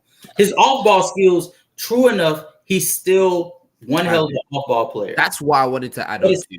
But it's not the off-ball skill set that he showcased in his years in OKC with Westbrook manning the point guard spot, and his years in Golden State with Stephen Curry and Draymond. I want to bring up a point there, but carry on. There's a reason why. Oh, okay. I'm saying that to say I think yes that KD is a better scorer than Tatum. Yep. Because I think the efficiency with the efficiency that he's able to put forth is some of the greatest efficiency. Like y'all are gonna miss him when he is gone. Yeah. Because he is that lethal of a scorer. The problem is at this age in his career, he cannot put rim pressure on opponents the way he used to. Mm-hmm. And his mid-range at this point of NBA basketball, it's not as impactful as people want to lead forward. And he's not shooting enough threes to make up for the mid-range shots that he's doing. So it's really, really hard for me to sit there and look at him and say he's just as scoring. He's just as, if not better, of a scorer than Tatum or even Devin Booker, his teammate, when they are shooting they're shooting more 3-pointers than he is, which is why they catch up to him so often. Now the efficiency is where it catches everything at a halt. But outside of that, he's more efficient from the mid-range. Well, you can get that from the layup. You know what I'm saying? Like I agree that. Yeah. His efficiency from mid range. At what point do we sit there and say, bro, you could just get to the hole and do that as well? I feel like the reason why he's settling is, as you know, he just doesn't have the first step, the burst, and it's way easier to bump him off when he's getting to the rim. That's why he's not able to get to that spot. That's why he's settling more for mid ranges. I do believe if you think the reason why you're having issues with it is that he should settle more for threes and try and become more of a leader. No. I wasn't saying that to say that. I was saying if they are able to hit from the 3-point line to catch up to you, the answer wouldn't be to fight fire with fire. You put water on that bitch and go to the rim. That's my thing. If KD was getting this level of efficiency from getting to the rim and also the mid range, that would make him the 3-level scorer that he once was, and that there would be no question that not only is Jason Tatum not in his realm, but nobody's in his realm.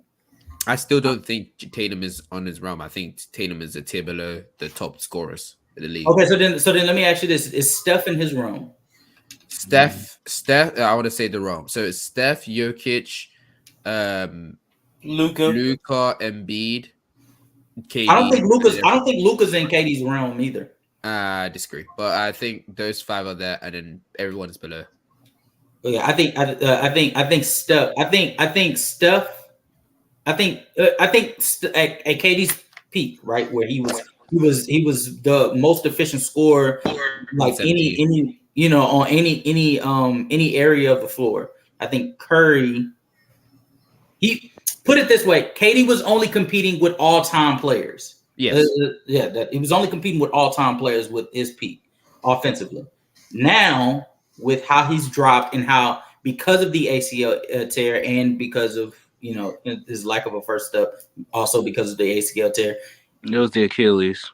Yeah. Well. Oh yeah. He's not. His finishing is not at the same volume as it once was, which brings him back down to earth. And now it's more of a conversation between Tatum, Luka, KD for that offensive spot. But I still do believe that if KD was blessed with a talented playmaker, that his issues as a on-ball creator would be less exacerbated. I'll be honest. I don't think it would be. I think that's the issue with KD right now, is that he's having to shot create because he doesn't have a playmaker on his team. So that's what I wanted to bring up earlier, was the fact that the problem with KD and Tatum. I want one thing to say this. I want everyone to understand this. KD is the better off-ball player by far. I also want to say this. The fact that the issue is, and why you believe that Tatum is closer, is due to their on-ball creation. KD is not able to attack the rim easily as he once was, and that's hurting his on-ball effectiveness. I think as an off-ball player, he may not be his 2016 and 2017 and 2018 self, but I think he's a damn good one. I think he probably is like a top 3 off-ball player in the league, because he's just because of him being that tall, him being able to cut off his spots and still make those shots. If he's being if he's being assisted and if he's built in a system where he's not he's not having to create his own shot, and that he has a good playmaker who's going to be able to feed him those shots correctly. Like, for example, let's say it was 2 years ago, Chris Paul. I think KD would be way more efficient because Chris Paul would be able to find him on good mid-range pull-ups. And I think that would help his efficiency rather than having him on ball. That's the issue. I think is the problem. Is that he's more too on ball dominant. I disagree because I think that the results of like the team results would change if KD was to come to a 2 years ago Chris Paul, because he was still a quality playmaker, but he was also a quality scorer. But as far as like what it would do for KD, I think you would see more of the same of what he was this year, because I think Chris Paul dominates the ball so much that KD would sort of be relegated to that Mikal Bridges role like you spoke to earlier. Yeah, but I think that would have been way more. It would be much more fine because of the fact that he's being relegated to a better playmaker. No, it would have been fine for that. So he would find him better advantages rather than him having to create them himself. Yeah, it would be fine. It would be fine for the team, but as far as KD's, I'm speaking about KD here. That's what I'm speaking. Yeah, it would be fine for the team, but as far as KD's skill set, it would only confirm to people like me who look at KD and say he's obviously not the scorer that he once was. I even still think back then that his biggest attribute as a scorer was him being able to play off ball. That was his biggest attribute. I think on ball was. I agree. I think his greatest strength was him to be able to do off ball, but it was the way he was able to move off ball. So we're saying off ball. So what do you think his scoring ability is going to be like now, since they added Bill, they still got Devin Booker. So the issue, I think it's going to be similar to last year, where he's going to be really good in the regular season because teams are going to have to key in onto Bill. Teams are going to have to key into Booker's ascension as being probably going to be one of the best mid-range shooters we've ever seen. But I think the issue is that team has no rim. The rim finishing is I guess cleared now because they have Booker and Beal. The 3-point shooting isn't cleared enough, so I think that he may need to dial more in as a 3-point shooter this season, because he's not going to really be getting to the rim because he finds it hard to, because he doesn't have the first step and all of that type of stuff. So I think if he's more inclined to mid ranges and 3-point shots and he balances it more to 3-point shots, I think he might be more efficient. But I don't know about playoffs though, because I don't know how being mainly a 3-point shooter and a mid-range shooter is going to affect his efficiency. I don't know. I think we probably see KD. It's going to be a drop. I'm interested to see what the head coach. What is it, Frank Vogel? I'm interested to see what he ends up. Who is the head coach for the Suns? I think it's Frank Vogel. But Frank Vogel, he's more of a defensive coach too. I'm interested to see what kind of sets is ran for KD, because depending on the sets, KD is still a capable finisher. He's just not able to get to the rim to finish.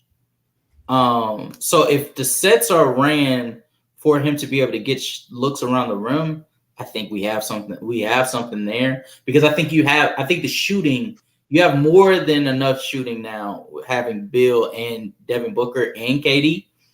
I think now you have to find a way to get more rim pressure with all of those guys, because the main concern that I had once I found out about this trade was, okay, that's a lot of mid-range shooting. A lot of players that want to shoot the mid-range. So you lost to the Nuggets, not because of shooting. That's actually why you won that one game. Rim finishing. It's the rim finishing. It's the rim pressure that you're putting on the team. So how does that answer your question? How does that answer that question And my only hope is that Frank Vogel looks at this team and says, okay, we know that we have a 7-footer that plays on the perimeter in KD. Let's try to get him in more actions that doesn't make it predictable on what he's going to do. Because I think also, and this is not a part of my argument on why I think Tatum is better than KD, but KD needs to stop dribbling in traffic. He hasn't been good at it since he entered the league. He's never going to get good at it. You need to learn to accept that. So with him not being a good ball handler in traffic, and you basically relegating him to a position where he is going to be in traffic at this point because he's a 4, not a 3 at this point in his career. I think the main thing that you should start looking to do, if I'm Frank Vogel, is having KD operate more in the dunker spot. Not saying that be his role, but have some plays that put him in that dunker spot to where he could be able to get some easy layups to keep the defense honest, because you already have the perimeter occupied with Devin Booker and Bradley Beal. Question: how would would you make it a small ball lineup? Because I don't see how you could put him in a dunker's spot with Ayton on the court. Well, unless you could have put Ayton in the post. Say it again. You're gonna flash Ayton at the post. Mm-hmm. Okay, fair enough. I think because I think he's a solid mid-range shooter. So I think he is. Yes, he's good enough to keep the defense honest. So if you and we're not talking about running KD consistently at the dunker spot, because he's way more than just a Ben Simmons type player. Sorry, Karen. Say it again. No, I'm saying dominating. Sorry. Yeah.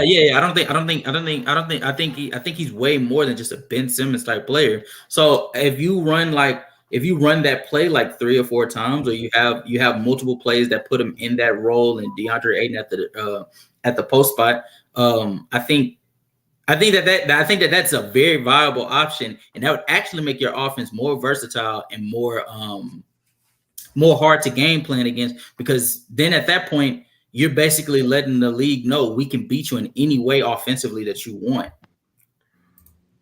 So yeah, that's my thought. Now, do I think that that's actually going to happen? No, because I don't think Frank Vogel is very good of an offensive coach. But no, he's a defensive-minded coach. Unless he gets like someone like Mike D'Antoni. Actually, no, he would also.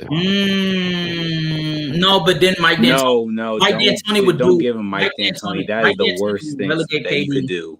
But Mike D'Antoni, the problem with that is if Mike D'Antoni gets any reins on the offensive side, that would be bad for KD, because like you and me were talking about earlier, the last thing you want to do is relegate KD's offense to just being a 3-point shooter. Yeah, that's why I said. Yeah, that no, never mind, because that would be tough. Yeah, that would be no. And Mike D'Antoni is really like, he's a good offensive minded coach, but the problem with him is that he feels like if we run the score up, we can win it all, and it has not ever worked for him. It's worked. Yeah, but you wouldn't be the head coach. It would be Frank Vogel. So it would still be a defensive. It would work, because I think it could work. Well, this might actually work then if he's an assistant. But if you was expecting him to be a head coach, that was not going to work. If you were expecting D'Antoni to be the head coach, but no, Frank Vogel is the head coach. D'Antoni will come in to be the assistant, and you would like to think that Frank Vogel would give him the reins to the offensive side. And if that's the case, I still don't like that, because I think that sort of lessens everybody, not just KD. Now, think about it, but lessen everybody, because Devin Booker just put forth one of the more efficient postseason like mid-range from the mid-range we've ever seen. So if you're Mike D'Antoni and we all agree that he's gonna relegate KD to a 3-point shooter, then why wouldn't he just do that for Devin Booker as well? I mean, he did ruin the James Harden mid-range game that he once had. Oh yeah, not the more and more. I just completely forgot about his tendency for 3-point shooting and attacking the rim. And removing mid-range. Forgot about that. Well, he would, but you would lose the mid-range, but you would be able to collect more on the rim pressure side. But the issue is if you're it's kind of like the Jason Tatum thing. If you don't have a mid-range, people can just key in on the fact that if they run you off the 3-point line, you're gonna attack the rim. So it's okay. I'm with you. Dave, you got any thoughts before we move on? He on mute. He finna come over. Never mind. No, he's not. All right. So all right. So we're gonna move on to the next. I wouldn't have Daryl do this, but Daryl's probably still punch drunk from having to be at work till 6 a.m. doing inventory. All right. So Dang, man. yeah, man, that's crazy. All right. So this is the part of the show where we start talking about the nuances of a team, what they need to do as far as free agency draft. I'm sorry, I'm looking out the window, wind blowing like a motherfucker. I think hurricane pushing. And we start talking about teams and what they could do as far as making big moves, if they can make any big moves, and where do we see the team moving on from this off season, and to start this week off. Right, we're gonna hit it off with the Chicago Bulls.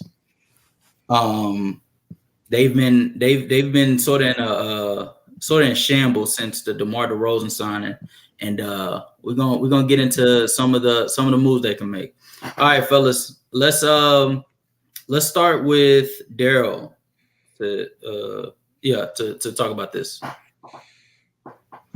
Some moves that they need to start making. Well, one, that's a whole injury-prone roster really they have there. So part of me sometimes with that team is like they have potential to do well, and then other times I'm like, just throw the team away because there's not much you could do. I think the biggest thing that actually is hurting the Bulls right now is the absence of Lonzo. I think when he was there, they were I wouldn't say a top 5 team, but they're a playoff contending team in the East with Lonzo there as being the better ball handler for them, because Caruso's not really a ball handler for them. DeRozan is a pure shooting guard. He's not really a point guard / shooting guard. And I just genuinely believe that like DeRozan plays better at the shooting guard rather than bringing the ball up in his hands. So having Lonzo there being the playmaker who likes to just pass the ball fits better for DeRozan and Livy and them. That's what I'm getting at. Yeah. And with his absence, it doesn't really help the offense. So if they want to make any types of moves, I probably would go ahead and say, one, they need, just like how every team needs, you need that one player who is a lights out shooter from behind the arc, and they need somebody who can run the point, a pure point guard that can help the offense flow until it's time for Lonzo's return. I think that's the 2 biggest things they need. Hello? All right. My mic was messing up. I'm sorry. No, you good. No, but I agree. The Chicago Bulls, they're in like a no man's land.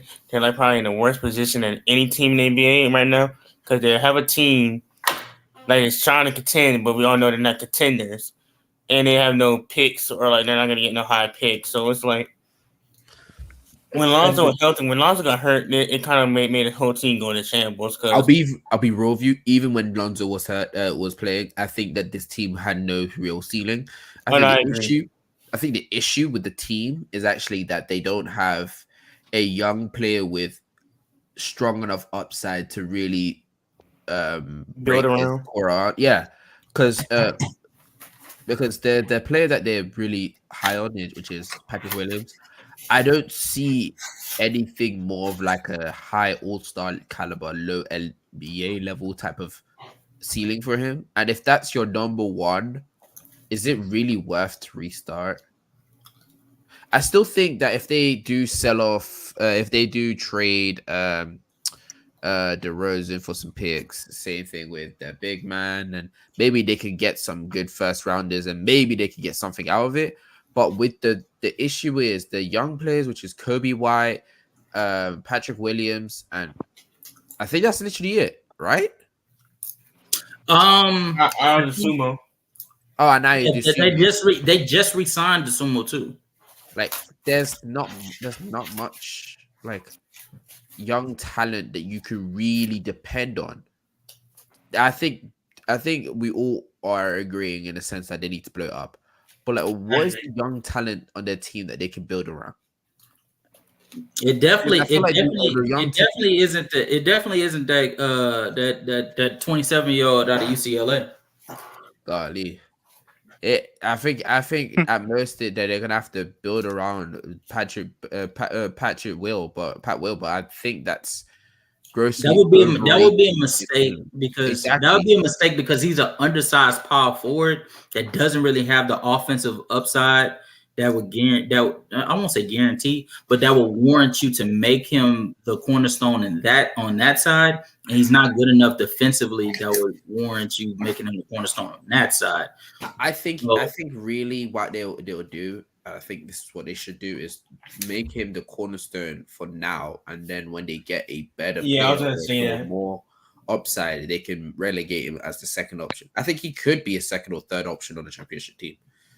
I don't think you should. I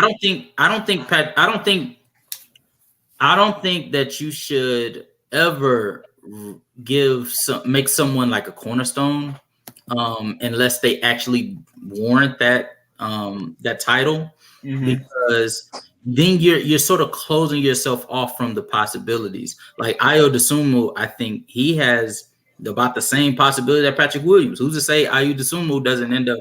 I like him more than Patrick Williams. I'm not as high. Who says he doesn't? Who says he doesn't I'm end up having? I'm not as high then. I think I assume it might be. No. I'm not, and I'm not saying this to say I'm high on Dosunmu either. I think Dosunmu he's a quality guard. Yeah, and I think his upside. I think his upside is not even an all-star, but I think he could be a Caruso where it doesn't matter what team you put him on, he could be a quality guard on that team. I think Caruso is kind of misleading because Caruso is pretty much a star role player, in the sense that he's so great defensively, being that this year he's probably the best guard defender this year. I think his playmaking is actually quite decent as well. And I think his three-point shooting is actually decent as well. It's just that his everything else is. And I think Dosunmu can be I think Dosunmu can be like a star backup to whatever position, whatever guard position you need him, because he has solid playmaking. Like he's a 2 guard, but he has solid playmaking skills to where you could be able to put him at the point guard and he could run that effectively. He's also good enough defensively on both positions.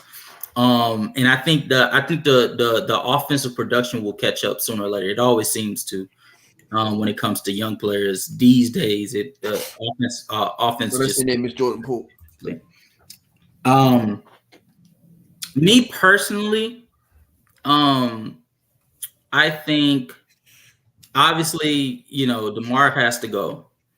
I also feel like it was a mistake re-signing. Was it re-signing Vucevic? Yeah, they re-signed. I think it was a mistake re-signing Vucevic.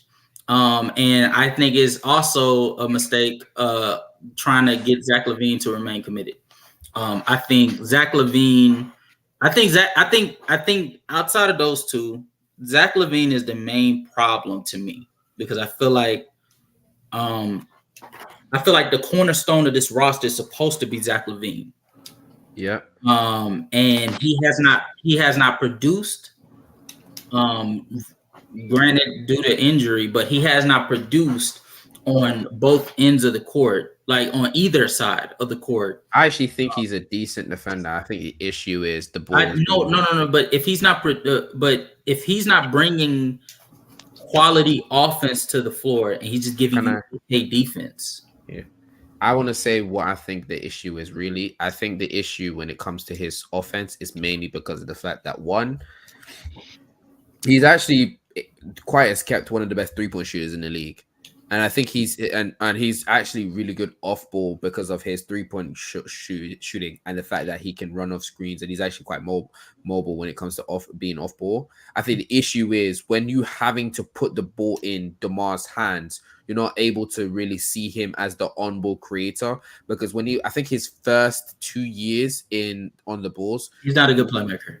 I never said he was playing. I've never talked about his playmaking. I'm saying you wasn't able to really see him as the on-ball playmaker, and I don't think he's able to actually get better like that when majority of the ball is going to be in DeRozan's hand, because DeRozan is not going to be as good as a but I'm telling you, he's not a good playmaker at all. Like even if you did that and made him like the primary ball handler, wouldn't spell good for your offense because he's not good with controlling the ball. Do you realize that since he's played for Chicago, he has not averaged under 2.5 turnovers a game? And that's with him only giving you 4 assists a game. His best being like 4.9. In that season that he gave you 4.9, it was 3.5 turnovers a game. Jesus Christ. Yes. So he's not a good playmaker. That would not be a good idea. I think Zach LaVine was the mistake that was given was people looked at his emergence, and I think the 18-19 season where he averaged like 24 a game, and people looked at with how efficient he was doing, and specifically when how efficient he was from the 3-point line in like the games that he had, where he was putting forth like 40 points, consistently and stuff like that. People were looking at him and saying, okay, this guy has to have some upside offensively, right?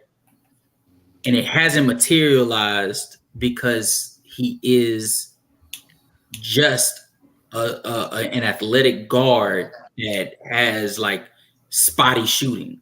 But you see that spotty shooting because I think his 3-point percentage, I think it's misleading because I think he has these games. And this is what I mean when I say that people have looked at him and they see something that gives them hope about him. He has these games where he explodes and it makes his 3-point shooting look like it's just like crazy. When in actuality, he's an average 3-point shooter. I don't believe so. He's an average 3-point shooter. He's not. I agree with Justin on this. He's an average 3-point shooter. If you look at it like with he's inconsistent. It's not like you're gonna get a consistent game where you're like, all right, I know he's gonna hit a couple threes, and plus those games where he has those spurts where he goes on like, where he's having a good shooting night where he's shooting behind the arc, is usually against those weaker teams like the Hornets, the Wizards, the Magic, but we never really see it like against those. Whenever he goes up against quality defenses, this is what you're saying there. Whenever he goes up against quality defenses that focus on him, similar to DeMar DeRozan, he struggles. The issue with that, and I agree with you, is mainly because I want to make sure I was correct on this. He has similar to, unironically, no, it's not even an ironic thing. He has a similar issues to, I am right. Similar issues to Jason Tatum. They're both 6'5" and 6'10". James Harden. He loves to slash and splash. That's his whole thing. Is that he's either shooting threes or he's attacking the rim. So it's hard when he gets keyed in on, because people are understanding. Okay, so those are the two things he does. It's harder for him to really stay efficient when those are the two things he constantly goes to. And the last thing I'll say on Zach LaVine, because this is mainly why I was excited for this week for us to talk about Chicago, because I think that he needs to get put under a microscope further. He's a very, very simplistic player that just was given the keys mistakenly. And that's not his castness on Zach as a player. I think Zach as a player is a solid player. I think he has a role on a championship level team where he can be the third or fourth best scorer, but nothing more. I think the problem with some of these teams, like a Bradley Beal or like a Kristaps Porzingis, people look at what they put forth on a 1 to 5 game stretch, and they think that that's who that player is, and it's not. Zach LaVine, when you look at his offensive production, he is a scoring guard and nothing else. He brings nothing playmaking wise, And truth be told, even as a scorer, it's just as simplistic as what you literally said right now. You know, like he is shooting the three, or he is catching the ball off of lobs, or running to the rack with the ball, looking to showcase his uber athleticism. That's it. You know what's funny? Before at the Hawks, I live in Atlanta too. I like the Hawks and Thunder. After the Hawks made the conference finals, I wanted them to trade for Zach LaVine. Even though the defense probably would have been like spotty, I felt offensively, because I think like when you say since he's a scoring guard, he needs a point guard. That's why when Lonzo was playing with them, him and DeMar DeRozan, they was at their best.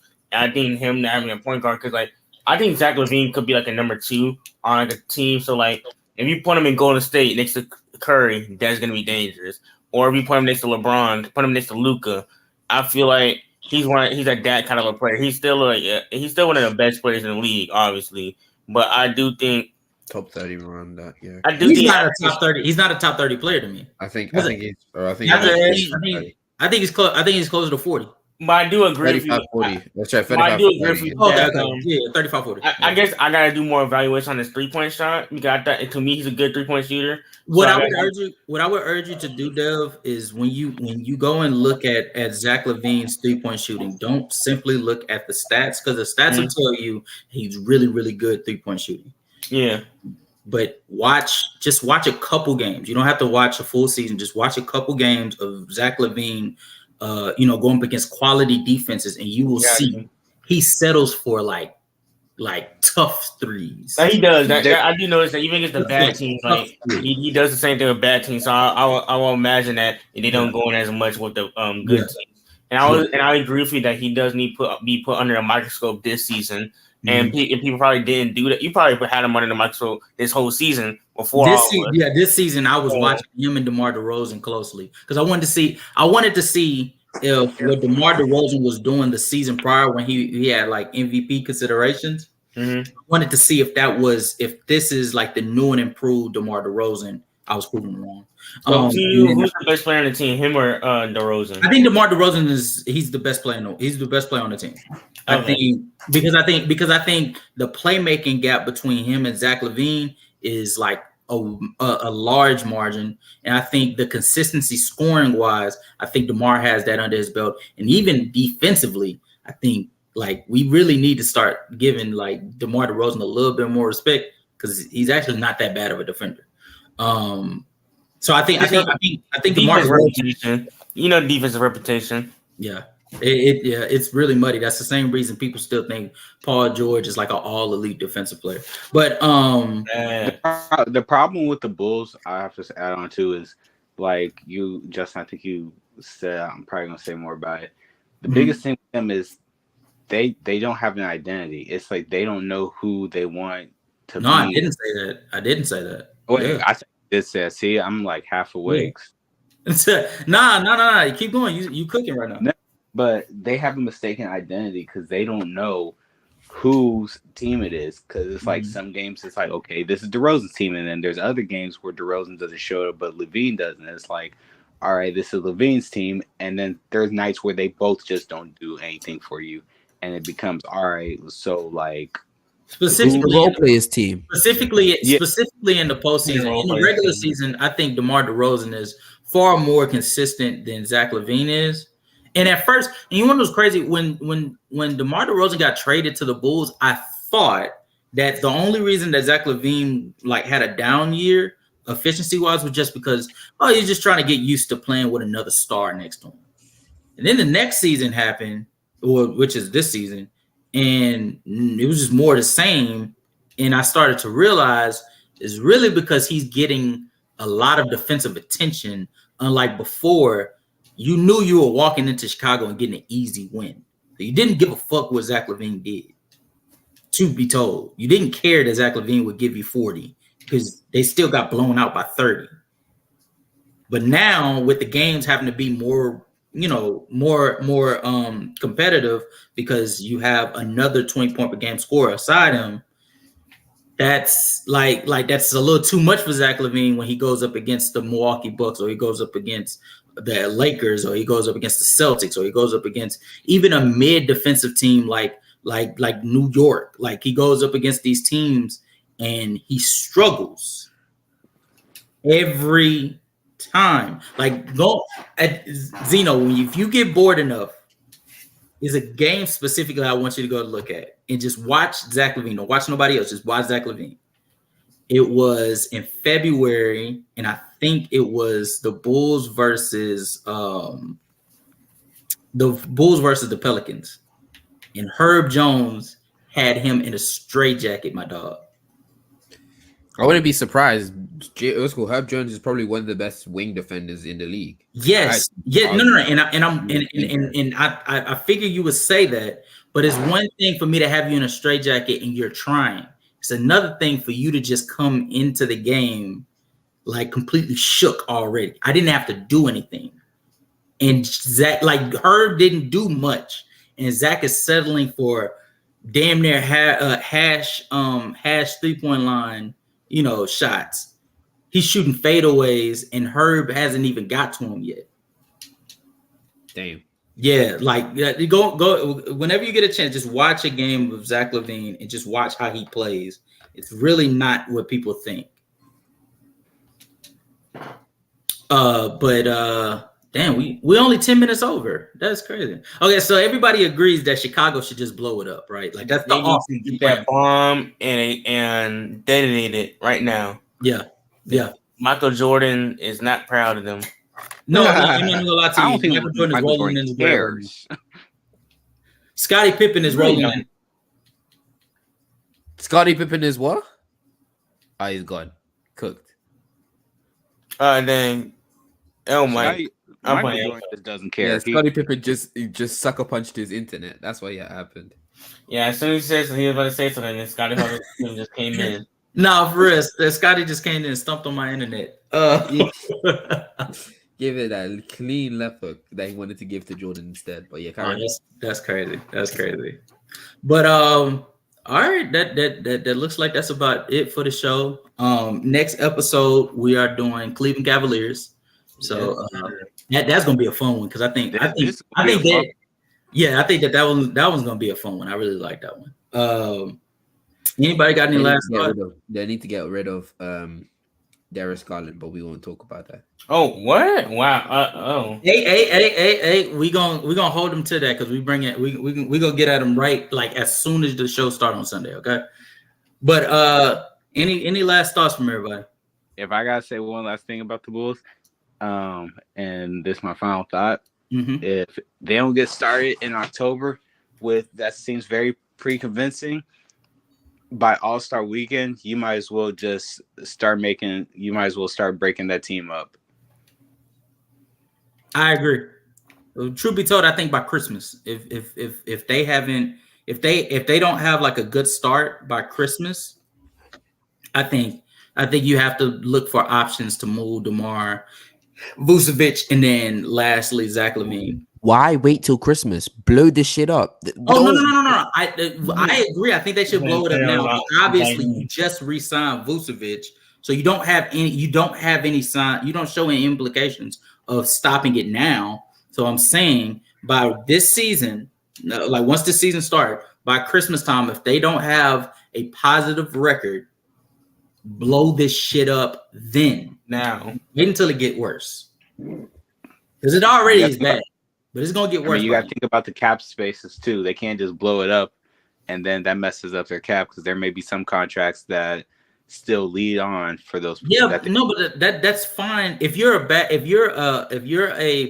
team that is looking to go into rebuilding, the first step of rebuilding for every bad team is taking on bad contracts. That just is what it is. The Lakers. Not the Lakers, the Brooklyn Nets, before they were able to recoup and make the playoffs in 2019, they had to take on that Timothy Mozgov contract to get D'Angelo Russell. True. You know what I'm saying? So you're gonna have Philly had to do the same thing while they were dealing with that whole process situation. I'm pretty sure Zeno can elaborate on that. And every bad team, even now, the Rockets. Wait, what? I'm explaining to Daryl how bad teams when you're rebuilding, the first step in you rebuilding is getting off of contracts, and for you getting off of those contracts, you have to take on bad contracts. True. Yeah. Let those play out. Yeah. Shit. There's Usually a team right now that's taking on bad. They're just collecting bad contracts. What's that team? Houston, not Houston. No, not Houston.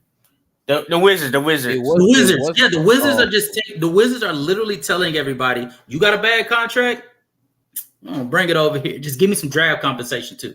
You know, like they're essentially doing OKC before. Really though. But okay, you know, can't nobody do it better than Sam Presti. But But I don't think we took on too many bad contracts when we. Bro, you took on Chris Paul's old ass. But Oh yeah, we did. I forgot about Chris Paul. I ain't gonna lie to you. You were really supposed to be rebuilding after trading Russ.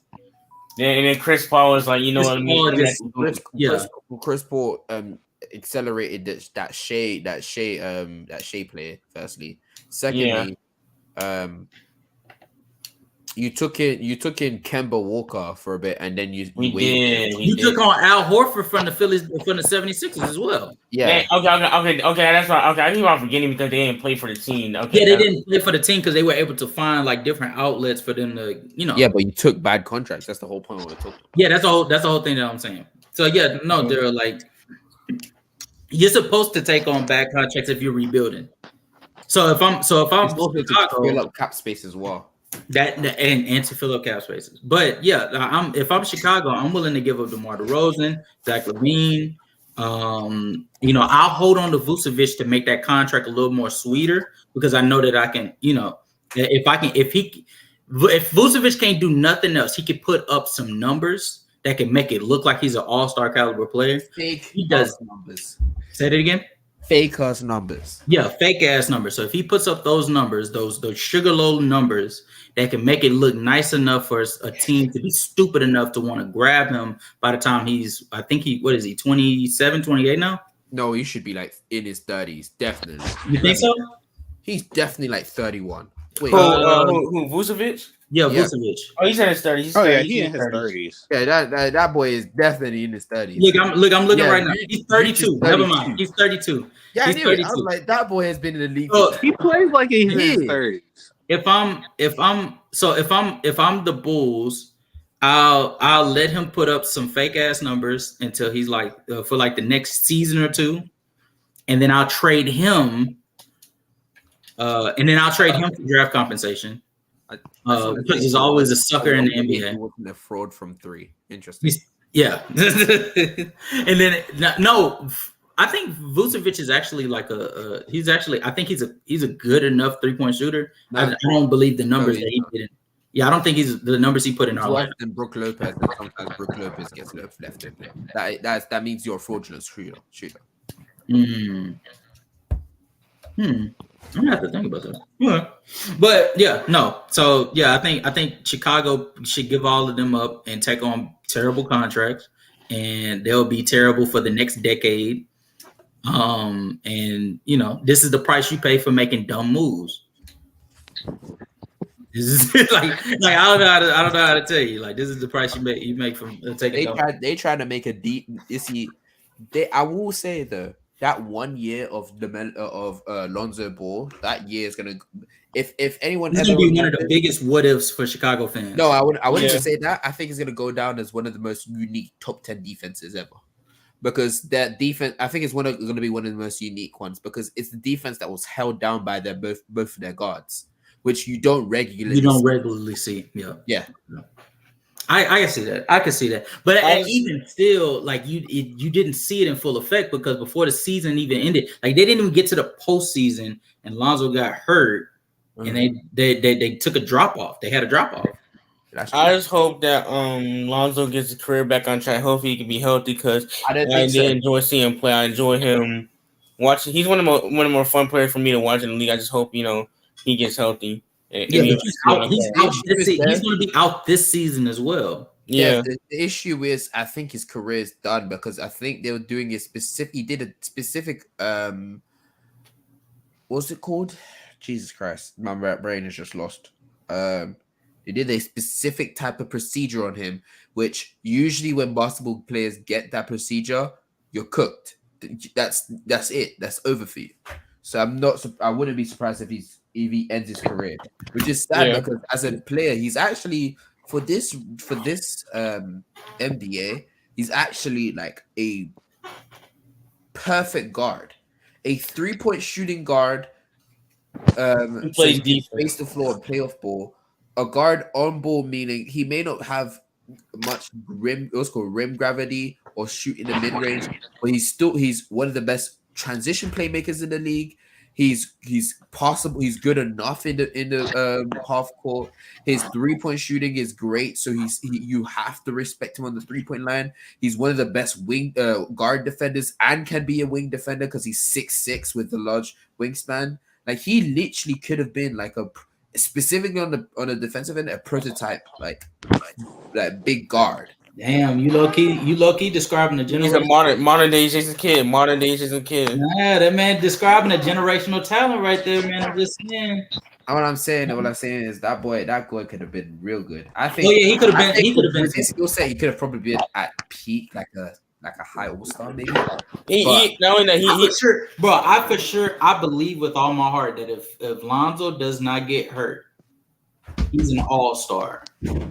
He's an all-star. I think with Lonzo, and also not only that, he also got better. Like we saw him become a bad 3-point shooter to a good one, and he's always been a good defender. His playmaker's always been there too. Mechanics like 3 or 4 times. That's when I knew like he's not one of those players that were blessed with things and just kind of ran with it. He actually worked on his craft. Granted, he never worked on his rim finishing, but like his worked on it. He did because he worked on his rim. We worked on it because he stopped being a left-hand merchant. He can actually use his right hand. But it was just Which is kind of weird because he's right-handed. I think it was right-hand merchant and he couldn't use his left. I can't remember which. But yeah. But he never worked enough to be a good rim finisher, and mid-range shooter. But yeah. But all right, man, we will holler at you guys later. We'll be back Sunday afternoon around the same time. And yeah, that's it. I'll holler at you later. Peace. In a bit. All Bye. right. Bye.